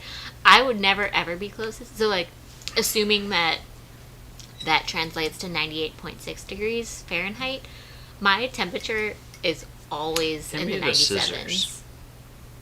Hand you the scissors. Okay. Viscas. Alright, so, but yeah, my temperature is always super low compared to whatever's normal. So it's like, if I have a temperature of, like, in the 99s, for example, I'm like, oh god, something's wrong. Something's desperately wrong. Dirk, are you alright? Yep. Did you guys hear that? That cork was in there. Holy crap. Wowie zowie. That Costco wine. Yeah. So Thomas says he's the same way with maps too. He likes, I assume, to do the Rand McNally. My mom says, Dad says, I didn't know you did that. What did I do? Read the Rand McNally maps. Oh. You also read car books. I think my dad did know that. We used to, like, I knew exactly where the Rand McNally Atlas was at my grandparents' house, and I would, like, as soon as I would go over there, I would look at it. That's not a normal child thing. Anyway, so Katie says, I am moving tomorrow. Hey, congrats! To Guatemala? Is that... Wait, are you moving tomorrow to Guatemala? Oh my gosh. So wait, that's her posting, is Guatemala? Yeah. Hey, that's awesome! Isn't it so cool? That's so cool. Hope your UK travel prep goes well, and so nice to see everyone tonight. I'm so sorry if you've left already, Katie, but good luck on your move. Sorry that we're a little bit delayed in saying that. That's amazing, though. But that is so cool, and we can't wait to follow along. Yeah, definitely post some stuff. And hopefully you'll be able to join back up and keep us posted on how that goes. No, please, let us know. We're excited to see how everybody's adventures take them. Oh my gosh, tomorrow... I'm assuming it's tomorrow. We understand moving because we just had to move out of our house, and it's so chaotic. It's stressful and chaotic. So the fact that you're here right now is astounding. So thank you very much. So for those of you who don't know, because I don't know how many people have been, on the full live streams the past few weeks, Derek and I live in Chicago. We have a house there, but we decided to rent it out for a year. And so we have family living in there now, and we moved out, put a lot of our stuff in storage. Right now we are in Indiana, so that outside Hanging of Cincinnati. out with the fam. So we're in Lawrenceburg, Indiana, kind of like a suburb of Cincinnati, Ohio, and hanging out with Derek's family there and here, and then we're going to go to the UK straight from Cincinnati on February 4th. September 14th. Week from Monday. Yes. So 10, 11 days from now. Yep. All right, so Katie is saying she's headed to Virginia for Spanish language training and then to Guatemala early next year for the job. Moving is stressful. Do not recommend it. Yeah. Yes. At least she'll be closer to where you're from. She's from Delaware. Yeah. The good Delaware, the great Delaware. I like Delaware. Delaware's really great. Rehoboth Beach, Lewes, I love it. That's really great that they're giving you training in advance, too, on the language. Hope so. Because otherwise you just have to learn when you go there. And there are people that do that, that's for sure. But it's certainly harder, I'm sure. Troy says he's in Lexington. Yes. Oh, wait, cool. Did we solve this mystery that Troy and Megan are connected? Because I know that Megan's in Lexington, too. I feel like because I asked Troy, because my friend Emily Stansel is from Alabama, and I remember asking Troy in another live stream if he was from Alabama, too, and he said no, and then I feel like it all got unraveled and uncovered. I don't know. All I do know is that Katie, you're going to have a great adventure, and that's really amazing. Hopefully you have some experience with the Spanish language. We've actually never been to Lexington, Virginia. Oh, it could be Lexington, Virginia. Whoa, my hair. I think Troy's in Lexington. Wait, wasn't Troy near Cincinnati? I would imagine it's Lexington, Kentucky. I would assume so. Because I remember he was telling me all about these Cincinnati things. Yeah, I don't know. He says he used to study Rand McNally maps to find bizarre town names and such. Yep. Kentucky. I also would, because my name's Elizabeth, I would try to find all the Elizabeths in all the states. Or Elizabethtown. So there's an Elizabethtown, Ohio. That's right on the, literally, right here. As soon as you leave this subdivision, basically, you are in Elizabethtown, Ohio. Not quite, but almost, yeah. Yeah, maybe. You're you make a left turn and then you're in it. Yeah. It's not far. Yeah, it's close. And I'm like, oh, this is my town. I go in there and I'm like, this place is not that nice. Wow. I mean, judgy much? If your name is Elizabeth, maybe don't add Elizabethtown, Ohio to the top of your must-see list. But it's a town, and there's. So one of the things, here. we were talking earlier about the diet, eating, nutrition stuff that we're doing right now, and we're giving up a lot of things. Oh wait, so Troy and Megan are not connected? Holy smokes! I didn't realize that. So, one of the issues with our whole food diet stuff is my dad keeps telling us about these amazing places that are around us to go try. And his dad's such a food expert. I mean, he's a foodie kind of So his guy. dad is very, very high up in food service at Cincinnati Public Schools. Basically runs. Yeah. So what it comes down to is we started talking about there's this place called like Incline, which is like really cool and has like awesome looking food, great views over Cincinnati, and then there's like the German place with this like a beer hall, and then there's like dim sum, and like so like every single time we're just like I want to go there, I want to go there, I want to go there. And so we're gonna go to the UK, being like, we didn't explore Cincinnati at all. So when we come back around December for like Christmas, we're gonna hit the town hard. That's my plan, though. Yeah. I don't know. We'll have to eat all the things. Although we probably won't be able to go to the beer garden at that point in December. It might be less crowded. I don't think it'll be open. Maybe. We'll see. We'll see. Maybe. Yeah, we'll see. I don't know. If anyone's at a beer garden in December, more power to them, right? Yeah, so Nick is saying that New York as in Elizabethtown is actually pretty nice. It's up in the Adirondacks. Oh my gosh, Megan. Now I'm remembering this. Is it Nick D? Yeah. It was Nick D that... Okay. Mysteries. He got a flat tire, though, on Her Fiat. And is dealing with AAA right now. Yeah, no, it was Nick D. Nick D. Nick D is such was a the one comedian. who I think he broke the news. He's like, we're dating, so that was cool last time. So, Nick, good luck with the tire, bro. I thought they were married. I don't know. I think I'm confused now. Megan, you're gonna have to correct us. Whatever, they're together. Because I remember making the joke about Nick DeMorris because I was like so confused about. I could have handed you the one. The last name situation.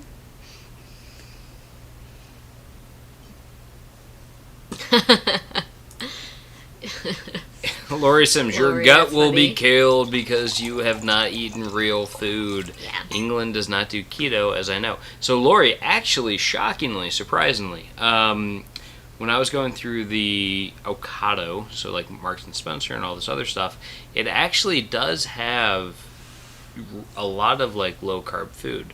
So I try to eat low carb when I can. So I try to replace like high carb bread with low carb bread. Tortillas, same thing. So when I was going through, I actually found that they have low carb tortillas and low carb bread through the app that we were using. So that's what we did for bread, so that we can at least try to eat less carbs while we're there. So that's nice. But we will be going back to like dairy and stuff like that. So $700 on groceries. Nick Barnett says, "What is there to see in Cincinnati?" That's a great question. So there's a lot of museums, and like it's right on the Ohio River, so there's not only like a lot of cool bridges here, but really old kind of like river neighborhood, like river architecture and stuff like that. Yep. But I think like just generally like there's cool hiking around here. It's a very hilly area because it's right by the river, and so there's just been like different, what's the word, topography. Like it's just a hilly area, kind of like around a lot of different rivers. yeah. And so there's a lot of like cool overlooks and stuff to go to. Yes. And really interesting restaurants. Yeah. There's a lot of like bigger companies here that bring in different like talent and stuff like that, and so the restaurant scene is pretty lively. P&G is headquartered here, Fifth Third Bank. There's like GE presence, that sort of thing. Yeah, so there's a lot of stuff here, right? So there's a pretty good restaurant scene. There's a couple, like Montgomery Inn is like a pretty well-known restaurant here that has one location that like overlooks the Ohio River, which is very beautiful. We've been there on for a special occasion type meal, and it's very nice. Really good barbecue, like ribs and that kind of stuff. Known for the baby backs, and it's delicious. Other than that, though, there's a lot of like German influence here, so you can find some like decent like German beer gardens. You can find a lot of overlooks over the river, as Eliz was mentioning, which is pretty cool. There's a number of them that I really want to go to. We were talking about trying to get out there to take some pictures before we take off. And there's like because of those overlooks, there's actually a lot of restaurants that have really great views of like downtown Cincinnati and whatnot. And one of them is this place called Incline something, and it looks awesome. Like the brunch looks amazing. Like they have this like breakfast burrito that has like sausage gravy on top. It looks amazing. So Cincinnati is like a very German town historically. Just a lot of German immigrants. So you're gonna find like a lot of German type restaurants. What's up, Blaine? Blaine, welcome! Welcome to the live stream. Blaine is saying Darian's ears just perked up. # German. and Darian says, howdy! Love it. Yeah, there's a lot of German stuff here. So that's pretty cool. I would love to be here for Oktoberfest, but we're going to miss it because we'll be abroad in the UK. So, we'll have to find an Oktoberfest in the UK. So, I mean, I'm up for that. Yeah, it might be less likely to be canceled in the UK than here. Exactly. Womp womp. But no, there's a lot of stuff to see and do in Cincinnati. There's a Major League Soccer team. There's and the Cincinnati Zoo. They do a great Christmas If you're lights. into zoos, it's like one of the largest in the U.S. Yeah. And they do, at Christmas time, there's, you get to walk around with your family, bring a blanket. It's cold. I don't know, like maybe we just went on a really cold day, but it was so cold. Like, thank God that his parents had blankets in the car, because we were all just wrapped up and we like, look at that lion. So for those who remember Harambe, R.I.P., that was in Cincinnati, right? Yeah. It was the Harambe thing, so that's sad. But we actually went there the Christmas after that incident took place, and there was a dude who was there for Christmas lights. He was wearing a Harambe shirt, and so everybody was stopping him to take pictures with him. It was pretty funny. But yeah. I liked it. I don't know. I like Cincinnati. Cincinnati's great. There's a lot of bridges and stuff. Thomas says he posted in the Superheroes group, which is the Walter's World Facebook group that a lot of us are members of.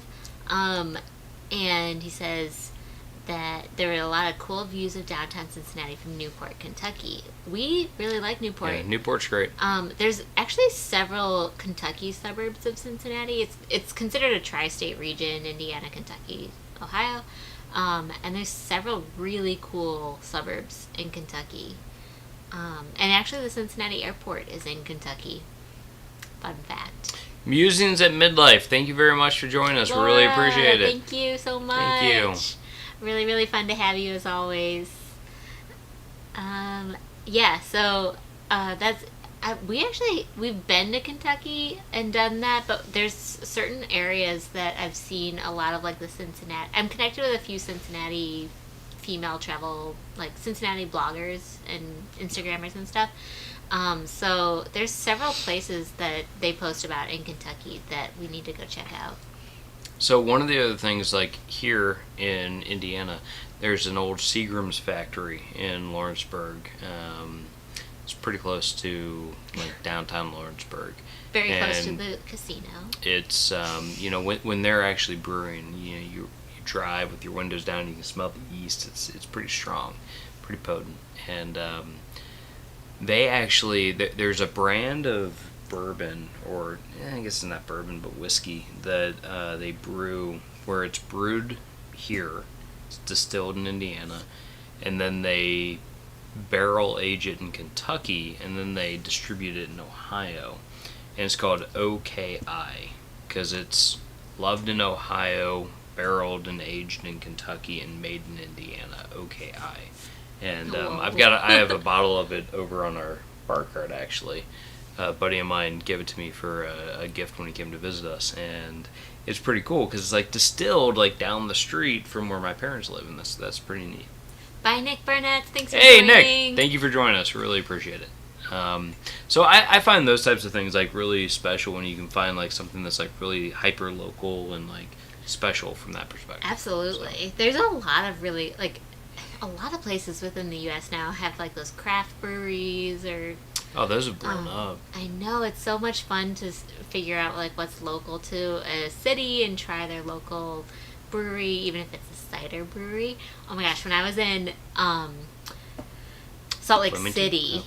Salt Lake City, okay, of course that's the place where nobody associates with alcohol, but they have a ton of craft beer breweries and also cider breweries now, and one of them is like really close to where my best friend lives, and it's called Mountain West Cider Brewery, and we just went in and it was just super good. We did a tasting, and I don't know like how much tastings are happening, you know, these days, but it was so much fun when we were there in Salt Lake.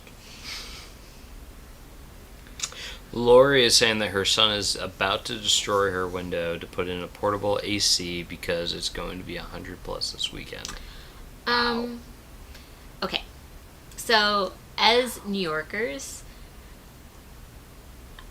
I hope you're on the first floor.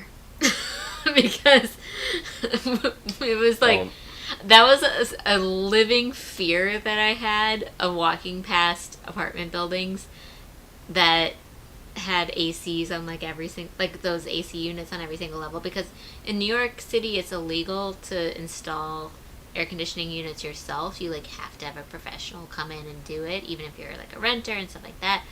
And so basically it was just one of those things where you would walk past and like feel like somebody probably wanted to save money and install it themselves, and it was going to fall on you. Yeah, you always had to be concerned about that. Yeah. I mean that is a like major fear. Oh my god! Oh my god! Like I live in fear of like fell wind. On my head. Like wind in New York City was scary to me because I was like, oh my gosh, there's so much construction around me. What if the wind picks up and blows some sort of construction debris and hits me, and then I'm a goner. So air conditioning units was like, I just have to trust that everybody followed the rules. Yeah. I won't go any further. So, Lori, we hope that it gets installed correctly. That's really that's the end of it. Yeah. So I mean, I feel like we're ranting a little bit and just like kind of like gone on some wild tangents. Cincinnati's great. Highly recommend it for people. Yeah. Come check it out. Don't eat the chili. I'm not a big Skyline chili fan. Although I will say it's like a thing to do. Like, come here, you do try like, it's like noodles with like the chili sauce, and it's got like chocolate and cinnamon in it. So it's kind of crazy. So try it out. That, like, if you're a tourist, try it. Because like my friend, one of my really good friends, Brenna, who's been on this channel before. She's in one of my older videos from last fall. She loved Skyline chili, but like Jarek's family isn't into it. So maybe based on your taste buds and stuff like that. Try it. Yeah, it's fun, right? So like, do it. It's good. It's bad. Whatever. You know. Then you've at least tried it. Maybe get one and share it amongst a group. It's not my favorite thing, but you know. So there's certain things like that. Grater's ice cream is like a big thing here. Like, that's like the local ice cream place. You can even buy it in the grocery stores. Yeah, it's really good. So like, try that. Like Buckeyes. I've never had a Buckeye. Eat some Buckeyes. Buckeyes are delicious. It's like a peanut butter fudge-ish type thing. I like it when it's made with Rice Krispie treats mixed into it, and then they dip that into chocolate. But they don't dip it all the way into the chocolate, so there's a little bit of brown. That's the Buckeye piece of it. It's delicious. Megan's not a fan of Skyline chili. Yeah, I think it's one of those things where it's like you like it or you don't like it. But that's the kind of, it's like, it's always worth trying the local thing, you know, and just seeing what your opinion is. Like, I have started many a debate on mushy peas. I love mushy peas when I go to the UK, and Derek can't stand them. So I always take a little bite. I take a little bite, and then I'm like, nah, I'm good. Yeah. Then I give them to her. And everyone's really loving Grater's ice cream. Yeah, it's good.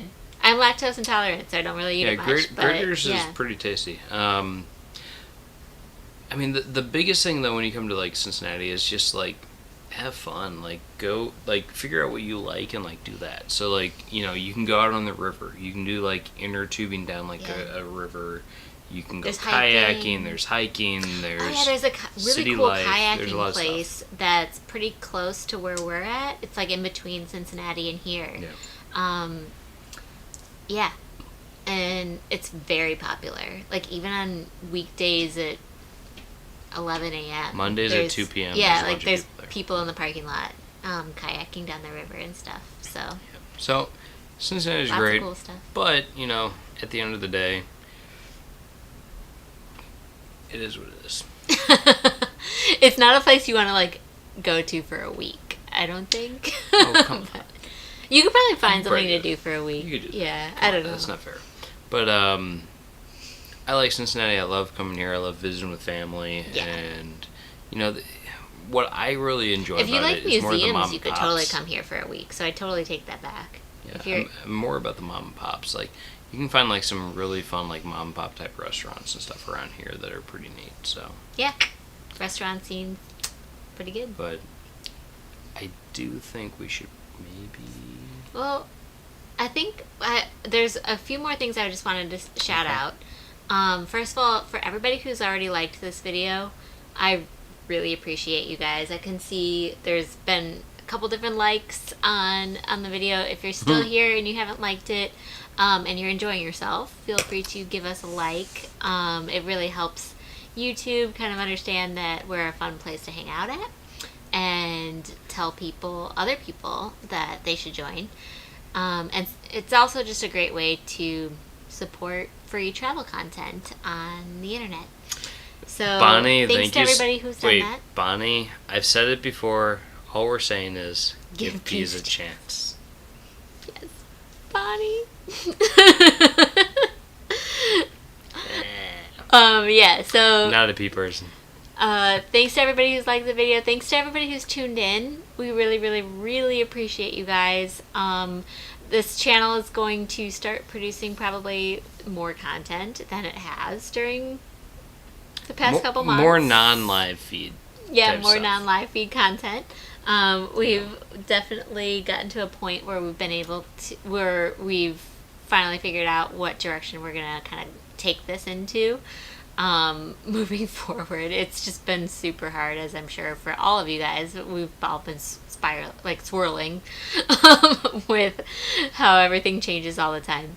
So yeah, I'm glad we've started this peas debate right at the end. The important stuff. But yeah, so thanks to everybody for pressing that like button. It really, really means a lot to us. And we're going to be back definitely next Thursday. I also want to know, for all of you guys who are still on, has there been any lagging? We haven't seen anybody talk about lagging. But like when I rewatched our live stream, and like tried to troubleshoot it from last week, it was painful. And so I just don't want you guys to have that experience with us, because we purposefully... I feel like it worked this time. Yeah, I'm hoping that it's working, but we haven't been getting the same type of feedback, which is good. Like, is the audio good? Like, last week you guys were saying that the audio got to a point where it was like echoey, and so we had to fix that, and the feed was not lagging as much, or was lagging a lot last week. So yeah, Megan's saying not lagging as much, so I'm really hoping we finally figured it all out. And one more show after honestly this. Like we can watch it back and see things, but it's hard, just so you all know, like with YouTube, like it's a little bit hard to figure out what the issues are. It's hard on our end.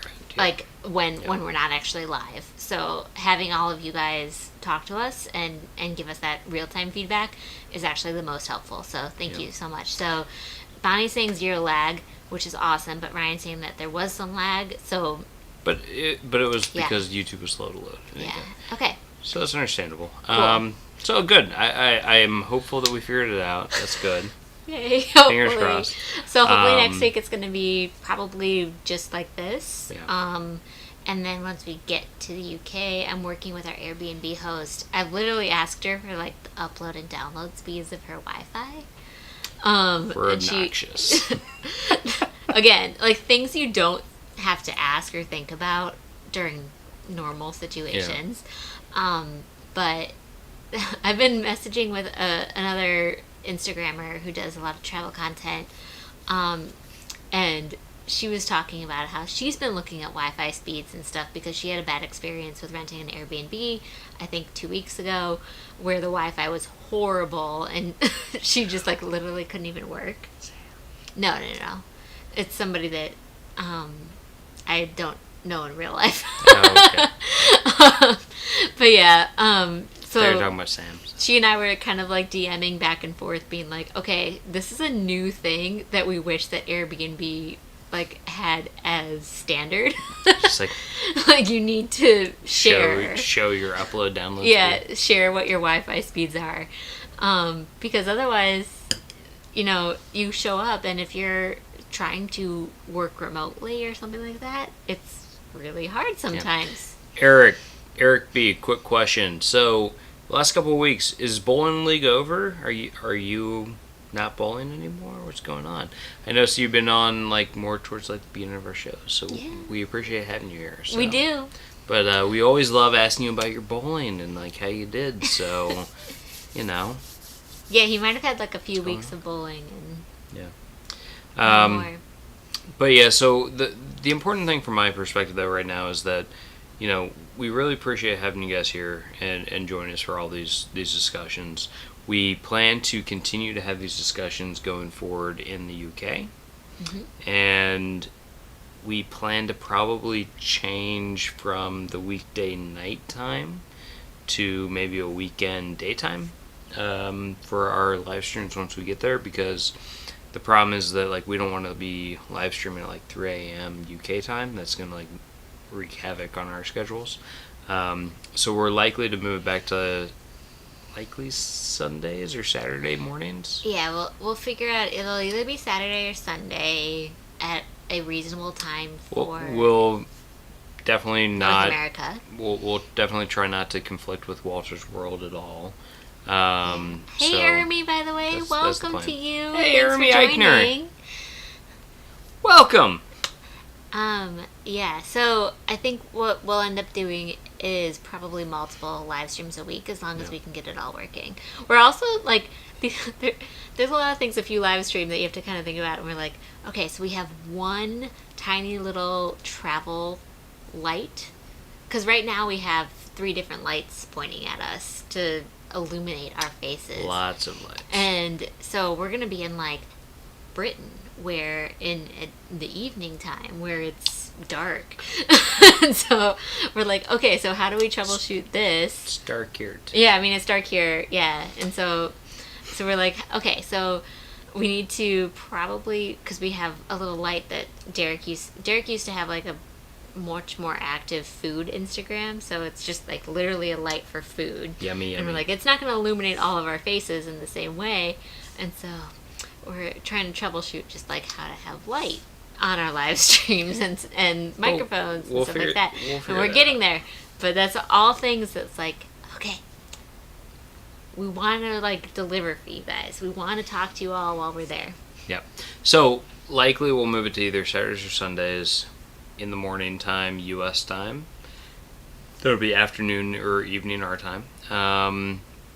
We'll try to communicate that as far in advance as possible, so as many of you who can join, we'd love to have you. And we really appreciate you guys spending so much time with us. And what we have loved about this time in our lives, while we haven't been able to travel as much, while we haven't been able to like go around and like experience the world, is we have been able to connect more with the YouTube community. And getting to know all of you guys. Yeah, all of you. That's been phenomenal, and we really appreciate that. And it's really made this whole experience and like the idea of building this channel feel more profound for us, because we get to actually know you. Yeah. And that's really special. So thank you very much for that. We really appreciate it. We just want to be able to build a channel where we're actually connected to everybody in a meaningful way, and make sure that we're serving what you guys are looking for in terms of travel content. Yeah. So, one thing is, one of the things I really want to do when we're in quarantine in the UK is the 14 days of quarantine. Kind of like however many days of Christmas, whatever. Like Darian's. Yes. Darian's COVID quarantine. Yes. So we want to do... I don't know. We're not going to copy you, Darian. Not exactly. Not exactly. I mentioned this a while ago, before Darian came out. And by the way, Darian, COVID we're positive. so glad that you are perfectly healthy. Yes. Thank you. But what we do want to do is we want to do our 14 days of quarantine, and we want to put out a video every day. So please send us, DM us, message us, whatever, ideas for videos that you would like to see about our adventures abroad and our quarantine and stuff like that, so we can share that with you. And what we want to do is we want to make sure that we're putting out content that's meaningful and actually is something you want to watch. So let us know. Love to share it. Yeah.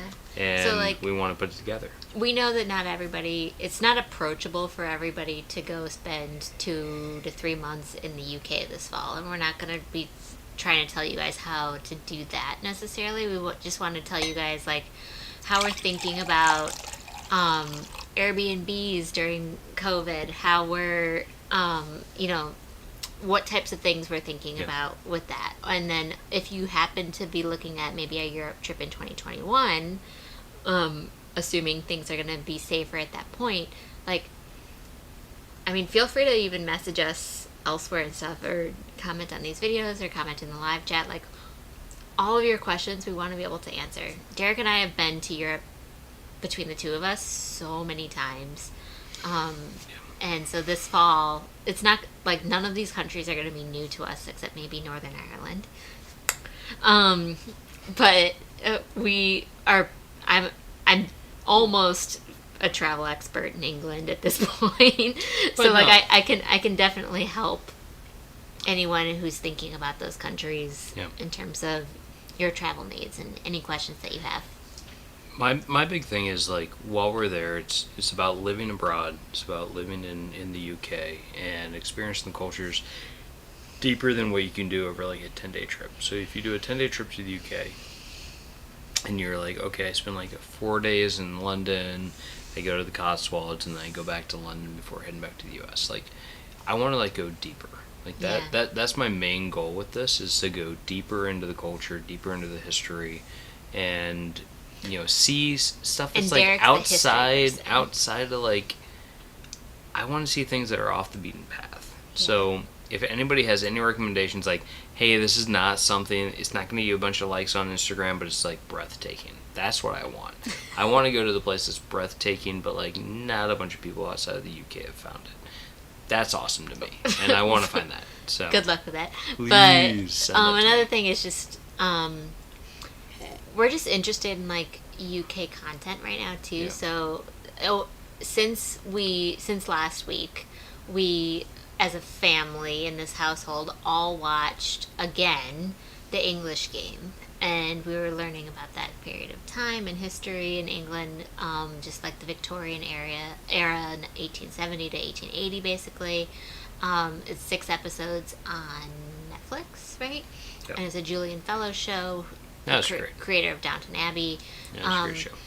And Julian Fellows did this short series about the origin of professional football, and it's called The English Game. So we were okay, we're all gonna watch this because Derek's dad loves football. There's love stories in it, and then we're talking about England. A little bit for the whole family. Where Derek and I are going, and it's perfect for everybody. And so if you guys have those types of recommendations of shows that are UK created, or UK based, or UK history, over the next bit of time, we're all ears, that's for sure. Yeah, Thomas is talking about when you're in the southeast, check out Kent. Kent's really cool. Canterbury is beautiful.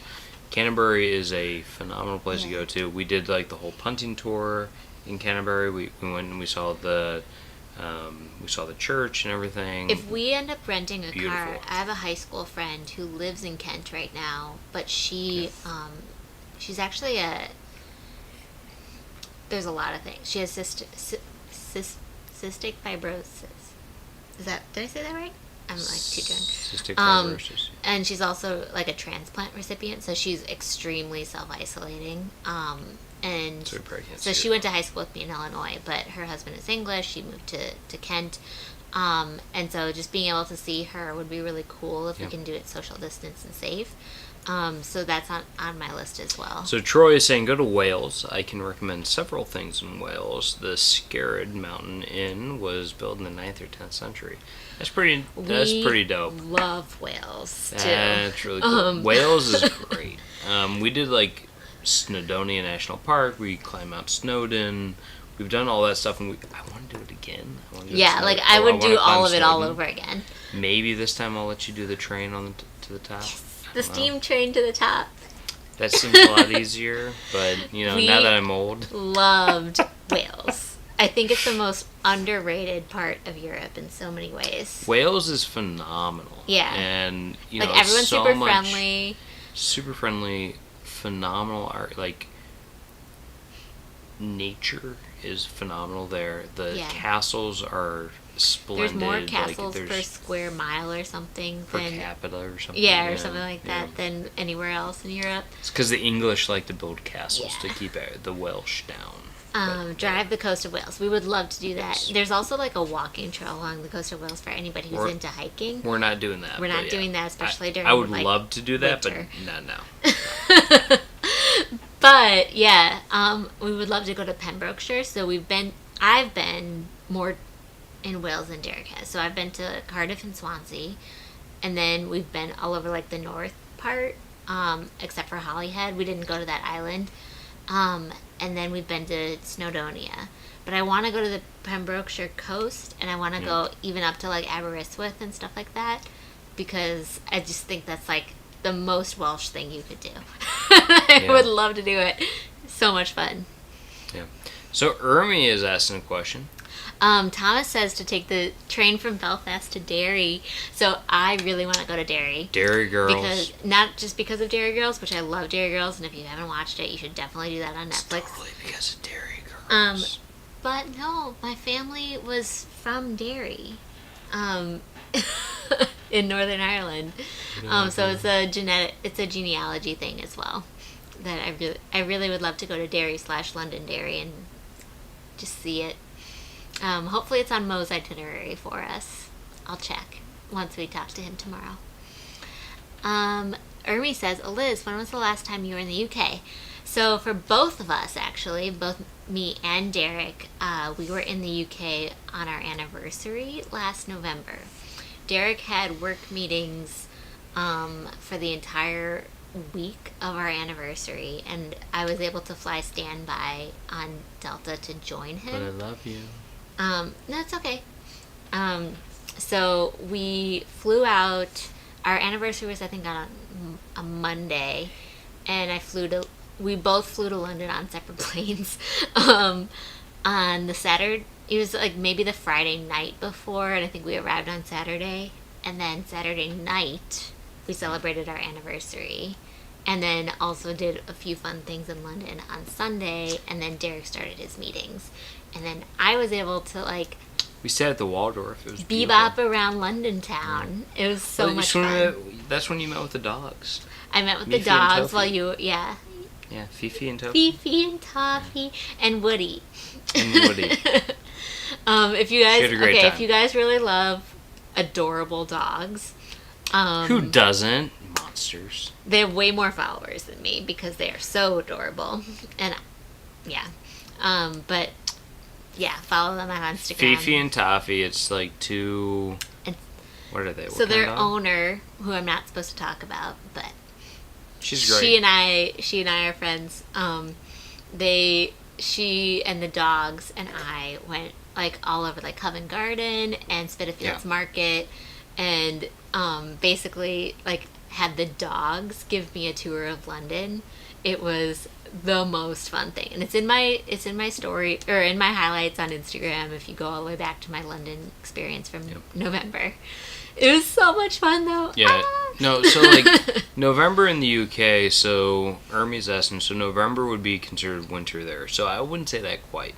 It's late fall, and there's still going to be like color in the trees. It's going to be very beautiful. In early November. Yeah, early November, early to mid-November. You're still going to get color in the trees, beautiful leaves and all that kind of stuff. And so I love that time period. And I'm really looking forward to hopefully being in the UK during that time because it's going to be like phenomenal for photography. Yeah. And I can't wait. Especially October, because I feel like November, it's like turned all orange and brown, but October is going to be awesome. So we're looking at Wales and Scotland for that time period and stuff like that. So with the UK, and isn't it Londonderry in Northern Ireland? If you're Protestant, it's Londonderry, and if you're Catholic, it's Derry. It's a whole thing. Watch the show. It's great. I don't think the show explains it that well. No, they talk about it briefly at the very beginning. They're like Londonderry or Derry, depending on your persuasion. I feel like they kind of barely assume that you know about that era of history in Derry Girls, which perhaps Americans might not be as attuned to as maybe UK viewers would be, or Irish viewers would be. But yeah. When did we go to, was that like 2 years ago in Paris? Was that November or October? When all the colors and November. the trees. It was November. So November in Paris is phenomenal. It's my phone background. Phenomenal. Okay, it's my phone background. Oh, you can't. Oh, you can't see the tower. So. You can't see it. My whole thing is like October, November in Europe is phenomenal. Especially if you're going to London and Paris. We actually had a trip where I was doing a work trip in Paris in November and then was going to London. So we did both Paris and London on that trip.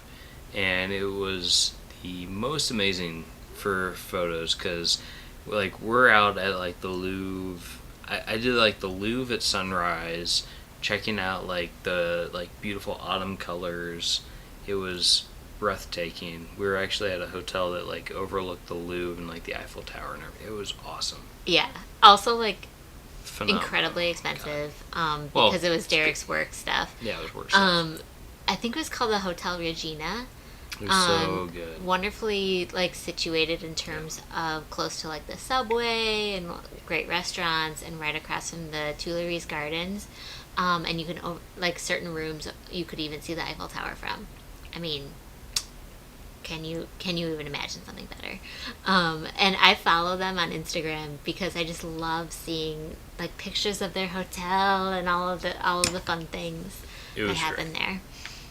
But then we took the shuttle and we went to London, and that was awesome too because you go to right outside of Buckingham Palace, and there's some really nice parks and stuff, and you get phenomenal shots there at sunrise. Thomas says there's not much to Holyhead other than Irish ferries. Yeah, I don't think I would necessarily stay on Holyhead for sure. It's just more of if you add that to your itinerary for a day or something like that. I was really enchanted with Bristol. Wait, what's it called? Bristol? It was. Oh no, Bangor, Wales. Bangor, Wales. I felt like none of the guidebooks talked about it at all, and there was a university there, so there was a little bit more restaurant activity and stuff like that. All the guidebooks talked about Llandudno, Conway, and Carnarvon, which are phenomenal, all great. Yeah, but I feel like Bangor needed an honorable mention. I never went to Bangor. I only went to the other ones, and I went to Betws-y-Coed, Llandudno, Carnarvon, Conway, etc. But I never went to the south part of Wales. So for me, I'm I want to go to Swansea. I want to go to what's the other one down there? We'll get there. Cardiff. Yeah, those are the ones. But Pembrokeshire Coast too. It's basically a national park in a way. And neither one of us have been to Cornwall, so we really want to go to Cornwall because we want to have pasties. Yay! Mainly pasties, but also it's beautiful. So all of those are on our list. So we're really putting together a bucket list. Send us things to do, especially DM us. We love the chat, and I'm trying to keep notes of the things you guys tell us, but DM us, shoot us like a message, because I need to figure out like all the punch lists of like even things if it's just like, I really liked the sandwich at this restaurant. Yeah, I do that. Because there's places even in Scotland that are like, okay, we landed in Glasgow. This was in 2018. It's like we landed in Glasgow and we just wanted to not eat at the airport, but we like randomly found a pub, probably 20 minutes drive after we picked up our rental car, and that pub was in like the coolest, most Scottish area because it was not touristy, and I would recommend it to anyone. And it was like plaid carpeting. It was just like, you felt so Scottish, and it was like so authentic. If you guys have those experiences, like, we want to know. Yeah. So please send those to us, because what we like to get is we like word of mouth. Yep. That's our primary like way to find things, is we look for recommendations from people that we trust. And like, if you're on here and you're engaging with us, like, we trust you guys, and we trust you to give us like really cool recommendations. Because you guys are travel addicts. Yes. Just like us. So we're reaching out to like all of our friends and like, people that we're connected to, like, the Walters and all these people, about like, what are the must-do things, must-see, like, what's the stuff that you loved when you were there. And because it's more special when you get like a personal recommendation. So please send that to us. We really do want to have that. So indeed. All right, well, we should probably get going, but it was super fun to hang out with you all. As I always say, I feel like I'm always saying this, but we look forward to this, I'm serious, every single week. We really love hanging out with everybody, especially, all the regulars that come in. Also want to say, I think there's somebody new on here who asked us if we watched Happy Tree Friends and Family Guy on Netflix. I mean, I watched Family Guy generally, not just on Netflix. I've never heard of the other one.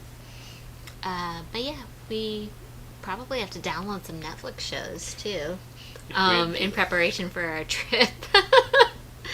Among many other. Download books and Netflix and. Another thing is I downloaded. I don't know if you guys are into guidebooks at all, but usually for Europe stuff, lean towards Rick Steves, but I also really like Lonely Planet. And Lonely Planet, if you're a Kindle Unlimited member, has like a lot of free guidebooks right now. So I was able to download Great Britain and England guidebooks, like, as just part of like the 10 that you can rent through Lonely Planet or through Kindle Unlimited. So that was really helpful for our trip planning right now, and it was free. Well, free with our membership. Trying to play with your earring. Go away. So hot tip, if you have that, or if you can get a free trial, do that. But who's kind of plaid? So she does Armstrong, Clan Armstrong, because she's got strong arms. Rough. Sorry, what are we talking about? Vega Bonnie wants to know what kind of plaid and whose clan. Okay, Armstrong Clan for sure. That's my maiden name. And Derek's also Scottish, and Hamilton. We had to choose between Hamilton and Young, and he just liked the Hamilton tartan better. Yep. Both of us have Young in our ancestry. I didn't even realize Young was a Scottish last name. I thought it was English until I discovered that they had a tartan. Eric B says, I did London and Paris in September and October, and it was pretty but rainy. Yeah, sometimes you just get that bad weather. I'm sorry if it was rainy all day too, because sometimes it'll be like, okay, it rains, in the morning, and then whatever. Like a summer shower. Yeah, but yeah, every once in a while you'll get just a whole day of rain, and that's when you're like, museum day it is. Well, that's the exciting part for us, is that, we get to go and explore the UK with like a longer term horizon. So if we go to a place for a week, we can actually like fit our itinerary around the weather.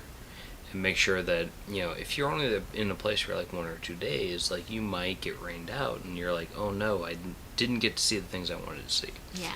If we're there for 5 to 7 days, hopefully one of those days is going to be okay, knock on wood. Yep. So that's our whole plan. Lori says something important. She says, I'm hesitant to travel in winter to Europe. Lots of heavy clothes and cold burr. I feel you. So I've been to Europe in every single season, and it's definitely easier in summer and like, you know, like a May or September or something like that. Just because you can bring more clothes, you have more outfits, etc. I typically travel with just a carry-on. That's it. This trip, I am not traveling with just a carry-on because we're going to be gone. Because we're going to be gone so long. I'm like, there's no way, and plus we're going to need way heavier clothes for like, you know, what if we go hiking? What if we go to the city? That like, there's just more things too because it's just a longer stay. So we've been looking at it a little bit like, okay, we're going to definitely check a bag, and it's like, you know, that's just how it's going to be. And what are the things that we need to have? And then I think we both agreed, I don't know, was it yesterday or 2 days ago, something like that, that we're going to like buy sweaters once we get there, and it's probably going to be like the cheap kinds or whatever. But we just... Yes, Bonnie. Yeah. It's an excuse to buy Bonnie's clothes. right on the same wavelength. Like, bringing the things that I'm definitely going to bring the clothes that I feel like are going to make me feel at home for that amount of time. But like a sweater or a sweatshirt, I feel like we can buy there. We can maybe buy it pretty cheap at like, I don't know, a River Island type place. And just have it for a couple months, be perfectly satisfied, and yeah. I don't think River Island sells men's clothes. I'm trying to think of like an affordable British clothing brand that we could buy. Like even at like a Marks and Spencer's. Have you guys ever bought clothes at Marks and Spencer's? Because they're actually like pretty nice. Yeah. So Lori says, I love buying clothes on the trip. I actually can't stand it because I'm so small. Like I'm 5'1", and I'm certainly in like the petite category, so I get really stressed in most places. Like France is the only place that clothes like remotely fit me. So like buying clothes is never really an option for me. That I feel confident, like that they fit. So that being said, I try to avoid doing it usually. Not that I wouldn't love it if it worked for me. But I don't always opt for that option. So yeah, we just really, I guess, aim for trying to bring what we need and do a lot of laundry, and this trip is going to be a little bit different, so we're planning differently for that reason. I also bought like a new coat from LL Bean, that because usually I have like a nice trench coat that's waterproof, but I feel like I needed a coat that could go from being able to hike in like Snowdonia National Park to being able to like go out to dinner in London at a nice restaurant. And that's very hard to find. That's waterproof. Yeah. So I finally bought one from LL Bean. Yeah, and I would say, like, while I'm open to buying clothes while I'm abroad, I do find, you know, Thomas is saying, you know, I'm too big to buy clothes while traveling. And I do find that it is harder to, you know... If you're a special size. If you're a little... I'm not tiny, right? So, like, for me, it's like when I travel, you know, I feel a little bit self-conscious or whatever. You know, going to some of these places where it's like, you know, people are thinner and whatnot. So it's like... Some of that stuff, you know, might be harder to find things. You know, Eliz is tiny, so well, both of us get our pants hemmed, like, typically, like jeans and trousers and stuff. Yeah, because we're short. Yeah. So you know, I feel that though, Thomas. You know, it's like one of those things where I'm like, you know, going into a store, I'm like, I don't know if I'm gonna find pants here that you know work for me. So. Yeah. I'm more an American size. Yeah, so it's one of those things where it's like where I feel like I can buy a sweater and like it can be oversized and that'll be fine. But I'm gonna bring like the jeans that I love. I'm gonna bring the tops that I love that also I'm gonna bring the tops that I love that can dry quickly, because our Airbnb Airbnb, unfortunately, does not have a dryer. And that's very normal in Europe, I realize. And they have like a drying rack. And I don't always... We have a clothespin system. Yeah, like it'll be fine. But it's just, you have to be mindful of what you're packing and stuff like that. All that said, we love you guys. Thank you, Troy, for all of your Wales recommendations. We're jotting them down. The Skerrid Mountain. And also the old house he has, so... He said the pub was built in the 1200s. We're there. For sure. Llanwith. That's it. Yep, that's it. You got it. Llanwith. Something like that. Awesome. No, really looking forward to it. Fraser is in your heritage, Thomas. That's cool. That's really cool. But we should get going. Yeah, we should get going. And we really appreciate you guys. Thank you so much for joining us. Thanks, everybody. We look forward to seeing you next week and then in the UK. If you haven't already, press that like button and the subscribe button, and that tells us that you love us, and we love you guys back. And hope to see you all next Thursday. We're going to be back at 7 p.m. Central Time, 8 p.m. Eastern, because we are on Eastern Time right now. And we will talk to y'all soon. All right. Cheers, everyone. Happy Thursday again. Thank you. Bye.